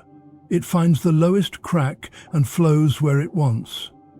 She chooses to be useful today. If he keeps exact books for a year, she says to Felix, we will speak of a cap. A cap. Manumission, the little felt cap that says, a tool became a man in the eyes of the law. Felix keeps his face still, his eyes warm and cool at once. We will speak, he says, which in Rome means, do your work first. He picks up the satchel with the boards and teeth. Now we change our locks, he says to Vara, and we visit the neighbours. Visit? Julia Livia asks, wary. Felix knows the city. We do not accuse, he says. We offer help. We tell them they have keys with wrong teeth. We give them new ones, cheap. We say we caught a ring and will not let it use our street. We praise their doorkeepers in their hearing. We do all this so that when the ring looks for a soft gate, it finds none here. Julia Livia considers. A lady who shores up neighbours' doors buys more than safety. She buys goodwill that can be traded in the forum with a word. Take 2 slaves, she says. Take the boy. Do not stay to talk. Work and leave. They work. The day turns gold and then white. In 3 houses the gatekeeper blinks and says thanks twice. In one house a haughty steward tries to turn it into a favour he gives them. Felix smiles without smiling and leaves a key anyway. In 2 houses he finds wedges under mats and burns them in the street. Children clap. A dog barks. The Subura hears the news in its own way. The street with the lady in the red shawl is not soft anymore. When they return, sweat salts their necks. The house smells of stew and hot wool and the iron tang of worked keys. Vara's slate hangs on a nail with numbers neat as soldiers.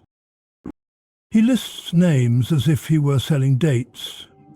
2 from the boardroom, he says, 1 from the dye tubs, 1 gate wedge at the next house, burned, the freedman in irons.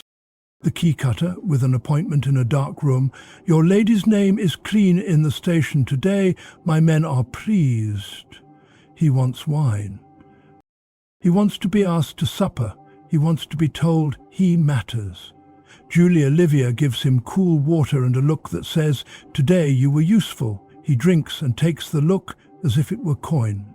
As he leaves, he drops a small stone in the clear water of their peace. One more thing, he says, trying to sound casual and failing.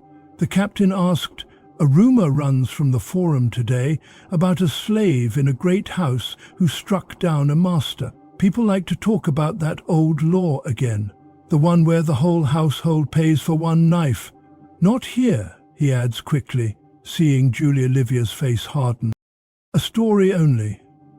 But when the city tells that story, you keep your house tight. No cracks, no talk. A breath wrong can become a rope. He goes, the stone he dropped sinks. The circles run outward and touch every heart in the room. They all know the story. They have carried it in their bodies since they learned to carry a bucket. Years ago, a senator fell by his own door. No one proved which hand held the blade. The Senate did not care. It said the household failed to guard the master. It killed hundreds of slaves in one day to teach the city that a house is one body, bound to one fate. Some free men begged for mercy. The law did not blink. Pain washed the street and left it clean and quiet. Felix lets the silence run, so the fear can show itself and not hide. Then he clamps it with words. Fear with no words breeds faster. We are not that house, he says. We hold our doors. We count our store. We do not talk where we should not. We do not put our fingers in the city's mouth. He looks at Senna. She nods. She will hum only to the pot. He looks at Daphnis. The old man taps the cane on the stone. 1, 2, 3. He will not nap. He looks at Tiro. The boy meets his eyes and does not look away. They eat, they do not laugh. They let the stew be sweet, they let the bread tell them they are alive. When the bowls are washed, Felix puts Tiro to work with a file and a board. Teeth, he says, count them, feel them, learn the music of right and wrong. Tiro files, metal sings. The song is small and bright. It sounds like a new habit being made. He does not think about the rope. He thinks about teeth and music and doors that promise to be doors. Afternoon leans toward evening again. The house draws in. The decurion does not return. Good. The city roars less. Better. Children chase a circle of light on the wall as someone plays with a polished bowl. For the first time since the cup went missing, the house almost forgets to be afraid. Almost. At dusk, a stone clicks against the back gate. Not a throw, a careful touch, a finger wearing stone to sound like stone. Daphne lifts his cane. Who? His voice is old oak. Acanthus, a rasp answers. Only me. Felix is there before the cane can lower or lift. He opens one hand and not the other. Why? Acanthus stands thin and used. His face is a map of the last 12 hours. He holds out nothing. His hands are swollen where the rope said its 3 words. They let me go, he says, dry. They want me to stand where the captain can find me when he needs a name. His eyes go to Tiro, who has the file in his grip like a short reed. I came to pay for the boy. You already paid, Felix says, not unkind. Acanthus shakes his head. Not enough. The ring will cut a new path. They will look for your door again when the watch looks the other way. I know a mouth they will use next. A man who keeps keys for a rich bath in the quarter of bakers. He drinks at night. He wants warm hands, he brags, he keeps a copy of every tooth. Felix's eyes sharpen. A mouth at the baths is a soft root that can break many stones. Rich men trust baths. Baths trust key men. A key man who drinks is a hole in the floor with a rug over it. Why tell us? Julia Livia asks from the shade. She does not come forward. She is a lady, even in the half-dark. Acanthus shrugs. Because I know hunger with and without shame, he says.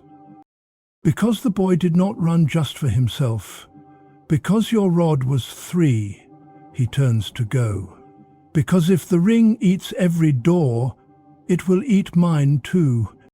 Wait, Felix says. Name. Acanthus gives it. He also gives an hour and the name of a woman who will be at the bathman's elbow, with a smile that takes the purse from an open belt. Felix studies the narrow slice of sky. He studies Daphnis's back, the drain boy's bright eyes, Senna's iron mouth, Julia Livia's iced calm, Tiro's file rough hands. He studies the law as if it were a beast he can teach to sit for a moment. Then he speaks the choice out loud so the house can stand under it. Tonight, we go once more, he says. We end the boards at the baths, we end the ring on this street, but we do not do it with the watch. We do it with our rules, quiet, exact, no pride. Julia Livia steps forward a pace. If you fail, she says, voice low, the watch will come with trumpets. They will say my name with theirs. They will turn my door into a stage. Felix nods. If I fail, I will take the stage myself, he says. I will stand on it so my house can sit. He looks at Tiro. The boy is already ready. File set down, feet light, heart loud. Bring your eyes, Felix tells him. Bring your careful step. He looks at Daphnis. Keep the gate. If we are chased, you open and then close, like a mouth that does not bite its own tongue. He looks at Senna. Boil water. If blood comes, it meets clean heat, not dirt. He looks at Julia Livia. If the watch rings your bell before I return, speak little, show them the slate. Show them the cup, show them the loaf with your name, make them proud of themselves and bored of us. The lady nods once. She understands the theatre of power. She knows how to clap for one actor, so the others forget to look backstage. They go. Felix and Tyro slip into the blue. Acanthus melts ahead like a ghost that learned to wear shoes. The city hums its night song. Pots scraped, dice called, a flute that tries to be soft and fails, laughter that hides a bruise. The bars in the quarter of bakers glow with lamplight and easy talk. Rich men splash and argue about grain and gods. A gate at the side keeps the keys that close the rooms where oils and combs sleep. A man sits there, bored, drunk on warmth and on himself. A woman leans against the wall with a smile that makes coins loosen. Acanthus stops in the shadow of a fig. He tilts his head like a fox. There, he breathes. Felix's hand touches Tyro's arm. Light touch, weight of rule. He whispers the shape of the plan. It is simple. Simple breaks less when it is bent. Tyro moves like water under a door. He counts the steps to the keyman's chair. He counts the heartbeats in the woman's laugh. He counts the time it takes a drunk to blink slow. He lets the woman's laugh be the cloak. He lets the drunk's blink be the hole. He lets his body be a thing that can pass where there is no space. His fingers find the board under the stool. He feels the teeth with his skin. He does not lift. He slides. He does not run. He returns the way he came, through the space between a blink and a breath. He is almost to the fig when the woman's hand, soft and clever, closes on his wrist like a cat's paw. She smiles and shakes her head once, small. Her eyes say, "You play my game." Acanthus steps from the fig with a purse in his palm like a flower. He shows it to the woman and then lets it fall. The coins burst on the stone like rain. Heads turn, hands reach. The woman looks down because she is a woman and the world has taught her to catch coins when they fall. No one knows when the next fall will be. Her fingers loosen. Her eyes leave Tyro's. Felix's hand closes on the board as if Rome made it for his grip. He is gone before the keyman's drunk head lifts all the way. They do not run until the corner. Then they run small and fast and not stupid. They fold into a doorway when a patrol strolls by. They use a cart as a wall. They let a cat be a bell when it hisses at a rat and draws eyes away from them. They reach their street with their lungs bright and their legs full of sand. Daphnis opens and closes like a mouth taught by a good doctor. Inside, Senna has water ready and cloth clean. Julia Livia stands with the slate in her hand and the words ready in her mouth that can turn a lion into a lapdog if a watch captain comes sniffing. Felix lays the board on the table. Vara's face lights like a lamp trimmed right. She sees the teeth that fit the bath locks. She sees how they can keep men from walking, and she loves the thought like a neat column on her slate. They breathe. They have not won. Rome does not let houses win. Rome lets houses work and sleep, and hope the sea does not reach their door today. But the ring on this street has fewer teeth tonight. The bath door will not open for a drunk with a copy. The woman will have fewer coins to catch. Soft shoes will have to find a softer street. The watch will find a room with no board when it wants a show. Felix stands in the middle of the back court. He is tired. He looks not old, not young. He looks like a man with a weight that is his and that he chose to lift. He speaks to the house, not loud, not soft. "Our pain," he says, "we placed it where it teaches and does not waste. The street saw 3 blows and learned. Inside, we made rules and learned. We kept our faces, we kept our doors. Now we keep our mouths closed and our eyes open. He turns to Tiro. Lamp boy no more, he says. Door boy, read the teeth. He turns to Daphnis. Hinge, he says. Stand, he turns to Senna. Hands steady, he says. Feed with mark and measure. He turns to Julia Livia. She does not need a lesson. She needs a promise. He gives one. If the city tells the old story tomorrow, he says, it will not be our street. They all feel the promise land in their chests. It is not loud. It is a small stone that keeps the river taught where to run. Night deepens. The lamps burn with clean wicks. The silver cup sits on its shelf by the little god's smile. The iron key rests under the god's painted hand, as if it were a prayer that learned to be heavy. Tiro lies on straw and sleeps at last. His hands curl around air that feels like a ring he can choose to wear. He dreams of teeth that sing right when a door is safe. He dreams of a cap he has not earned. He dreams of Acanthus walking away into a grey street with 3 short red songs on his skin and a strange ragged pride in his step. The bell does not ring that night. The watch does not knock. The city's roar is far. At first light, Vara's slate shows numbers that match. Daphnis's cane taps 3 and then 3 again. Senna's hum returns to the pot, soft and badly tuned and perfect. Tiro's fire makes a small song that sounds like a house building a better habit. And then, because Rome is Rome and does not let peace be a whole day, the front door hits with a flat palm and a voice too smooth. Open, the voice says. By order of the prefect, Felix is there in 3 heartbeats, with the lamp trimmed, the face calm, the key away. Julia Livia stands beside him with a veil that says, I am tired of you, without a word. The door swings. 2 men in white bands step in, behind them a clerk with a board. Behind him, not the Vigilis Decurion, someone higher, someone who is not up all night but likes to arrive when the story is neat. He smiles, the way men smile when they are about to make a law into a knife. News from the forum, he says sweetly. About a household and a knife and a senate with a long memory, not yours, he adds, with a soft, false kindness. But such stories make us careful. We will examine your household today. We will begin with questions. We will end with truth.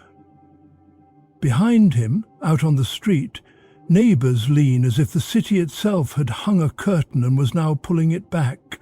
Felix breathes once, and not twice. He feels, like a change in air, that the real trial of the house has not yet come. The keys are changed, the cup is found, the ring is scattered, but the law has turned its head and is looking straight at their door. What can he trade, confess, or prove to keep the rope from becoming Rome's voice? And whose body, if any, must he risk to silence it? The prefect's men stood in the atrium like cold statues. Their white bands were clean, their sandals did not squeak, they smelled of oil and wax and a little of pride. Behind them the clerk held his board as if it were a small shield. Felix felt the house tighten around him. The rainbow held a thin skin of morning light. The little household god on the wall smiled the same painted smile as always. Tiro stood 1 pace behind Felix, still as a lamp. Daphnis held the gate with his cane, across it like a bar. Xenia kept to the edge, with flower on her sleeve and her jaw set. Julia Livia stepped forward with the veil that meant war without noise. You bring worry to my door before breakfast, she said, soft and iron. Why? The prefect's man smiled with his teeth. The city tells its old story this morning, he said. A great man dead, a slave or a friend to blame. The the Senate's law in people's mouths like bitter bread. When that story runs, we test doors. We find which houses are tight and which will need rope to find the truth. Julia Livia did not blink. "Test our door," she said. "But know this, we have already tested it with our own hands." Felix held up the wax tablet. "Our store is counted at dawn and dusk," he said. "Our keys are changed. Our wedges are burned. We gave the watch the men who made a market of other people's locks. We can give you boards and teeth to show we have cut the ring from this street." The clerk moved first, quick to find paper where there might be credit. He took the tablet and read the lines. "Flour marked, oil marked, bread at door marked by the lady." He wrote on his own board with neat strokes. The prefect's man watched him write and weighed the words like coin. "We will question your people," he said at last, "all of them. In the atrium, under the sky. We will not go to your cellar unless the sky lies to us." A slow air left the house. "Torture likes shadow.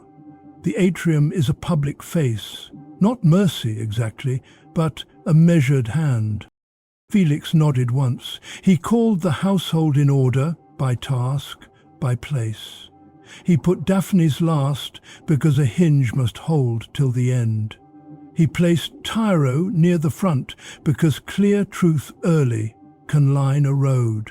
He brought Senna when he could stand beside her, not behind her, not in front. The questions were short and sharp, meant to trip a tongue. "Where were you before dawn? Who slept? Who holds the key? Who touches flour? Who goes to the lane?" The prefect's men listened with faces that did not move. The clerk's stylus made a dry scratch.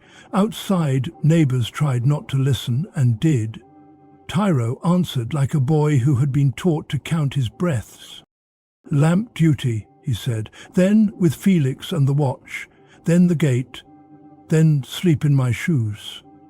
He said it with no bravery and no show.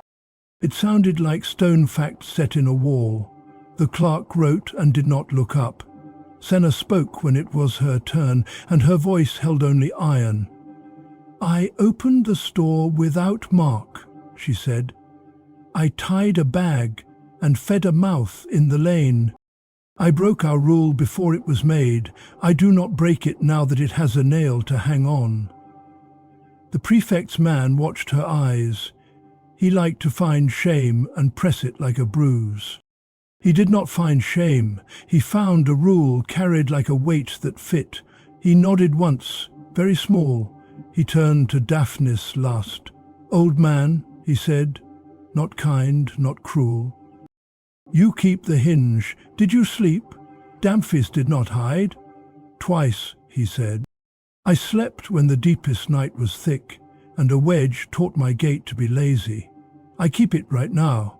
I do not sit. I do not eat warm food unless the lady puts it in my hand. I will stand a week, then a month, then I will earn a blanket with my name." The prefect's man almost smiled. It was not in his job to smile. But there is a kind of pride even hard men feel when an old soldier says a clean sentence about duty. He glanced at the clerk, who wrote, "Hinge stands without knowing why." The words pleased him. "Your overseer," the prefect's man said, turning back to Julia Livia. "He was once a slave." "Yes," she said. "He is a freedman now. He keeps my door." Freedmen made some nobles itch. They were proof that property could learn to walk and then to command. The prefect's man looked at Felix as a man might look at a well-trained dog and wonder if one day it will bite. "He holds a rod and a key," he said. "He holds men with rules. He hands the watch what it wants and keeps what it should not have. That can be useful or dangerous." Felix did not bow or swell. "I keep what belongs here," he said, "and I give what belongs to the city. If the city asks for a show, I make it short. If the city asks for truth, I bring it clean. If the city asks for rope without reason, I stand in front of it so my house can stand behind. The sentence came out simple. It was a promise and a threat and an offering, all in one line even a child could understand.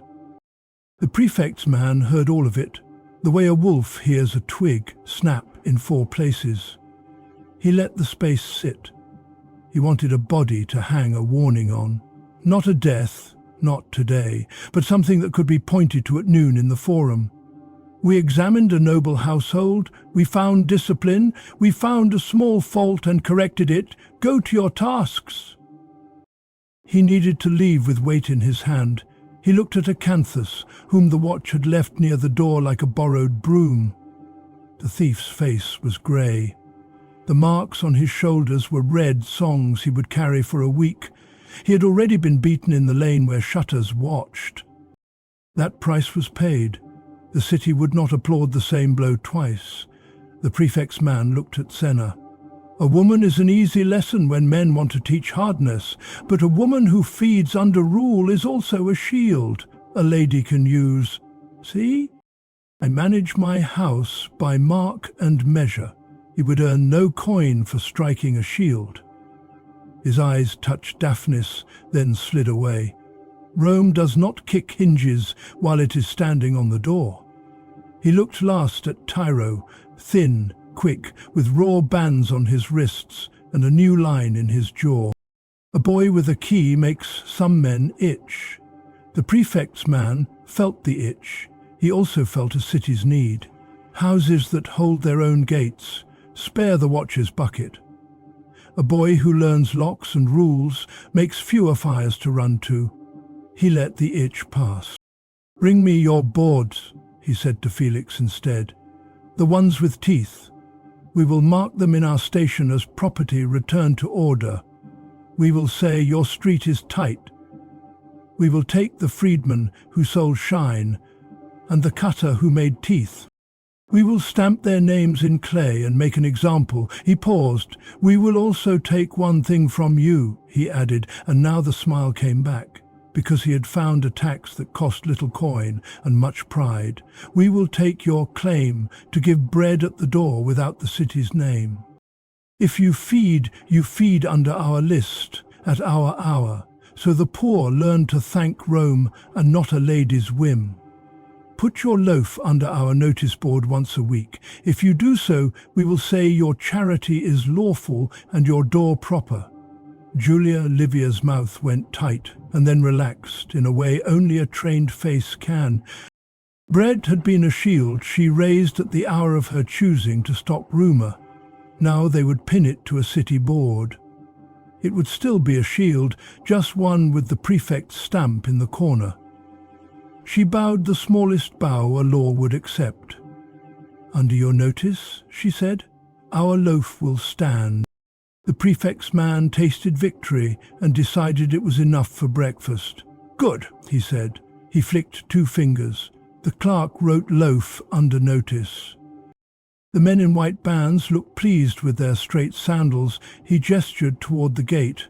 "We are done. If the Senate tells its story again tomorrow, we may come again. Keep your numbers clean. Keep your hinges honest. Keep your keys where we can find them." He turned to go, and then, "Because people like to leave with a bit of thunder," he added, loud enough for shutters and ears. "A good house keeps its pain where it teaches and does not leak. A bad house forces us to carry it for them." He smiled at his own line and stepped into the street. The house let out a breath it had been holding since the knock. No one sat. No one ran to laugh. They stood in place and let blood find their hands again. Felix took the boards to the chest where safe things sleep. He set them down as if they were hot and needed wood to keep them from burning the floor. Tyro helped, fingers light, eyes marking where a chest hides its lock. Julia Livia went to the household shrine and touched the iron key under the little god's hand. She did not pray. She did not often pray, but she set a pinch of incense in the cup and let it smoke, because smoke is a language all Rome knows. Senna went back to the hearth and scrubbed the pot clean, as if scrubbing could make Law leave a room faster. Daphnis leaned his shoulder to the gate and did not bend. The drain boy slept at last, mouth open, a child again for 1 hour, before the city taught him to close it. Acanthus stood in the shadow. He looked smaller with the day on him. He raised his hands a little, a question without words. Am I still safe to stand here? Felix nodded once. For now, he said. The watch will call you when it needs a name. When it does, name the men who cut keys to harm the poor. Do not name boys who fed babies. If you lie, your skin will learn a deeper song than 3. Acanthus gave a small broken laugh that was also a cough. I hear you, he said. I will not sing for coin. I will sing to keep breath. He hesitated, then added, rough, the boy. Thank you for the run. Tiro, who never knew what to do with thanks, only nodded and looked at his own feet. He wished he had sandals as soft shoes. He also wished he never would. The day moved, slower now, like a river that has learned a new bend. Vara's slate filled and emptied in the clean rhythm of a machine that will not break today. Felix wrote new key rules in short lines and hung them beside the slate where even a sleepy eye could find them. Julia Livia sent a boy to mark the prefect's board with her name and a loaf and the hour when it would stand. By noon, the street had another show, this one far away. Drums, the clack of a wooden clapper, a crier's voice, the freedman Philetus, taken, the cutter taken. People cheered or booed, as if cheering or booing could make bread appear. The city loves a villain it can touch. It loves him more if he is not too close to the mirror. In the back court, Felix gathered the house. No rod, no show, just words, plain as water. This is what we learned, he said. The city story can turn toward us any morning. It will judge our door by our habit, not our hope. We cannot choose when fear knocks. We can choose where to place the pain that keeps it from living here. We place 3 blows in the lane to teach the street. Inside, we chose rules over the rod, labour over swagger, faces over masks. He turned to Daphnis. Hinge, he said again. But this time his voice had a warmth that did not show itself often. At sundown I will put warm broth in your hand. The week's rule holds, but a gate needs soup. Daphnis allowed himself the smallest smile a soldier allows after a march where no one fell. Felix looked at Senna. Your mark, he said, pointing to the slate. Her name sat beside flour, oil, salt. It looked right there, like a nail that holds a beam. Senna's hum returned, low, tuneless, the sound of a heart that has a job. He faced Tiro last. The boy was a line pulled tight between pride and fear and hope. Felix took from his belt a small ring with 2 teeth and a pouch with 3 thin coins. This is not wealth, Felix said. It is weight. Teeth for doors, coins for oil and nails you must show me after you spend them. Today you begin a book, the door book. You will write every hinge, every tooth, every name that holds a key. Your hand must stay small and exact. You will also write what gates we helped on this street. If any man asks how we keep order, your book will answer, not your mouth. Tyrol took the ring and the pouch as if they were hot. He felt them press against his palm. He felt them climb into his chest and sit on the shelf where a boy's hope tries to grow. He did not have words. He bowed his head because sometimes that is the only sentence that fits a chest full of breath. The sun slid down the wall and left a brighter stripe on the rainbow. A bird landed for one small sip and flew. The smell of stew came again, sweet and simple. Late in the day, a messenger from the watch brought a stiff scrap of clay with a stamp proof that the boards and teeth were recorded at the station as evidence taken from thieves. He also brought a message, half whisper. The prefect said the lady's loaf looks well on the board. Keep it there. Keep your men quiet. Keep your overseer exact. Julia Livia let out a breath she did not know she had been counting. She placed the stamped clay on a shelf where visiting eyes could find it. A little seal for a little peace. At dusk, Felix walked to the little god and put both hands on the wall. He did not pray the way priests do. He named things, under his breath, that needed to remain true for the house to live. Gate, rule, bread, key. Book, mouths closed, eyes open. He said the names in pairs until they sounded like one word. When night came, it came soft. No bells, no knocks. The watch went to other streets. The city told other stories. Tiro lay on his straw, the keyring under his palm, the pouch under his head. He did not dream of rope or of whistles. He dreamed of teeth that fit and a door that opened only when it should. He dreamed once of a cap of felt in a hand he could not yet see. He woke before dawn and wrote in his head a line for his book he would set down when the lamp was lit.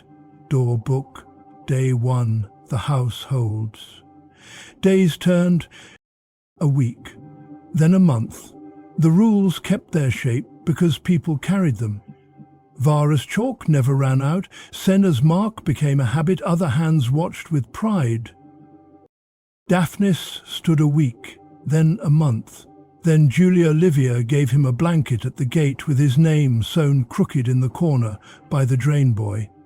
The old man touched the crooked letters with a finger that shook and did not hide his mouth when it made the shape of a smile. Acanthus vanished into the city the way men like him do, part rumour, part shadow, part song. Sometimes Tiro thought he heard his cough in a market and turned. Sometimes he brought a second loaf under the city's notice and put it down a little farther from the board. No one remarked it, but a child with straw hair ate it fast and smiled without knowing whose hand had carried it. Soft Shoes found another street. Philetus sat in a station small dark and told a story that bought him a little time and no honour. The key cutter learned to use his file on barrel hoops instead of locks. The bathman learned to drink earlier, but never near women with clever hands. The prefect's men came once more with their clean bands and their clerk, and they found nothing but numbers and names and a boy with a book whose letters were exact. They went away, bored, which is the best gift a house can give the law. Some afternoons Julia Livia stood by the rain bowl and looked at the painted god and thought of the old story of the Senate and the rope, and the day when hundreds paid for one knife. She felt the ghost of that fear in her spine, and then felt the weight of the little clay stamp in her hand, and the weight of the loaf on the notice board, and the weight of Felix's rules. And she understood something Rome teaches only to those who have held a door. Order is not a speech, it is 1,000 small habits carried by tired hands. One late evening, when the moon was a coin and the street smelled of figs again, Tiro walked the hall with his lamp knife.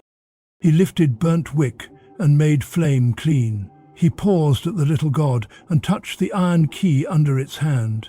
He felt the cold of the metal and the warmth of the wall behind it. He looked at his raw wrist, which had faded to a brown ring. He looked at the book on the table, open to a page that said, in his small letters, blanket. Senna. Mark. Gate. Stood. Teeth. Filed. Boards. Boxed. Loaf. Under notice. He added, night, quiet. He stood there a long breath and listened to the house. It spoke in plain sounds, a spoon against a bowl, a dog turning in straw, a gate cane tapping twice and then twice again.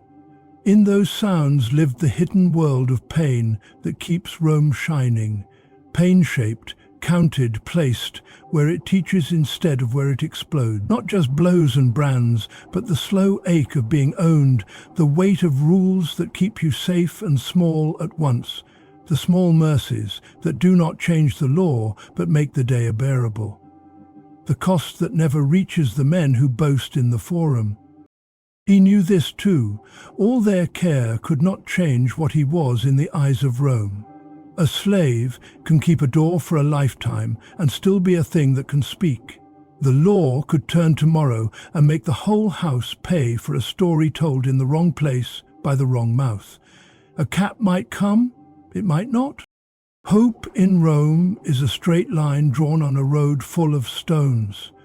And yet, there was a new weight in his palm, and it had teeth. There was a book with his letters in it, and those letters made numbers and rules. There was a blanket with the hind's name. There was a loaf on a board that said, Rome. But the hands that baked it knew another name.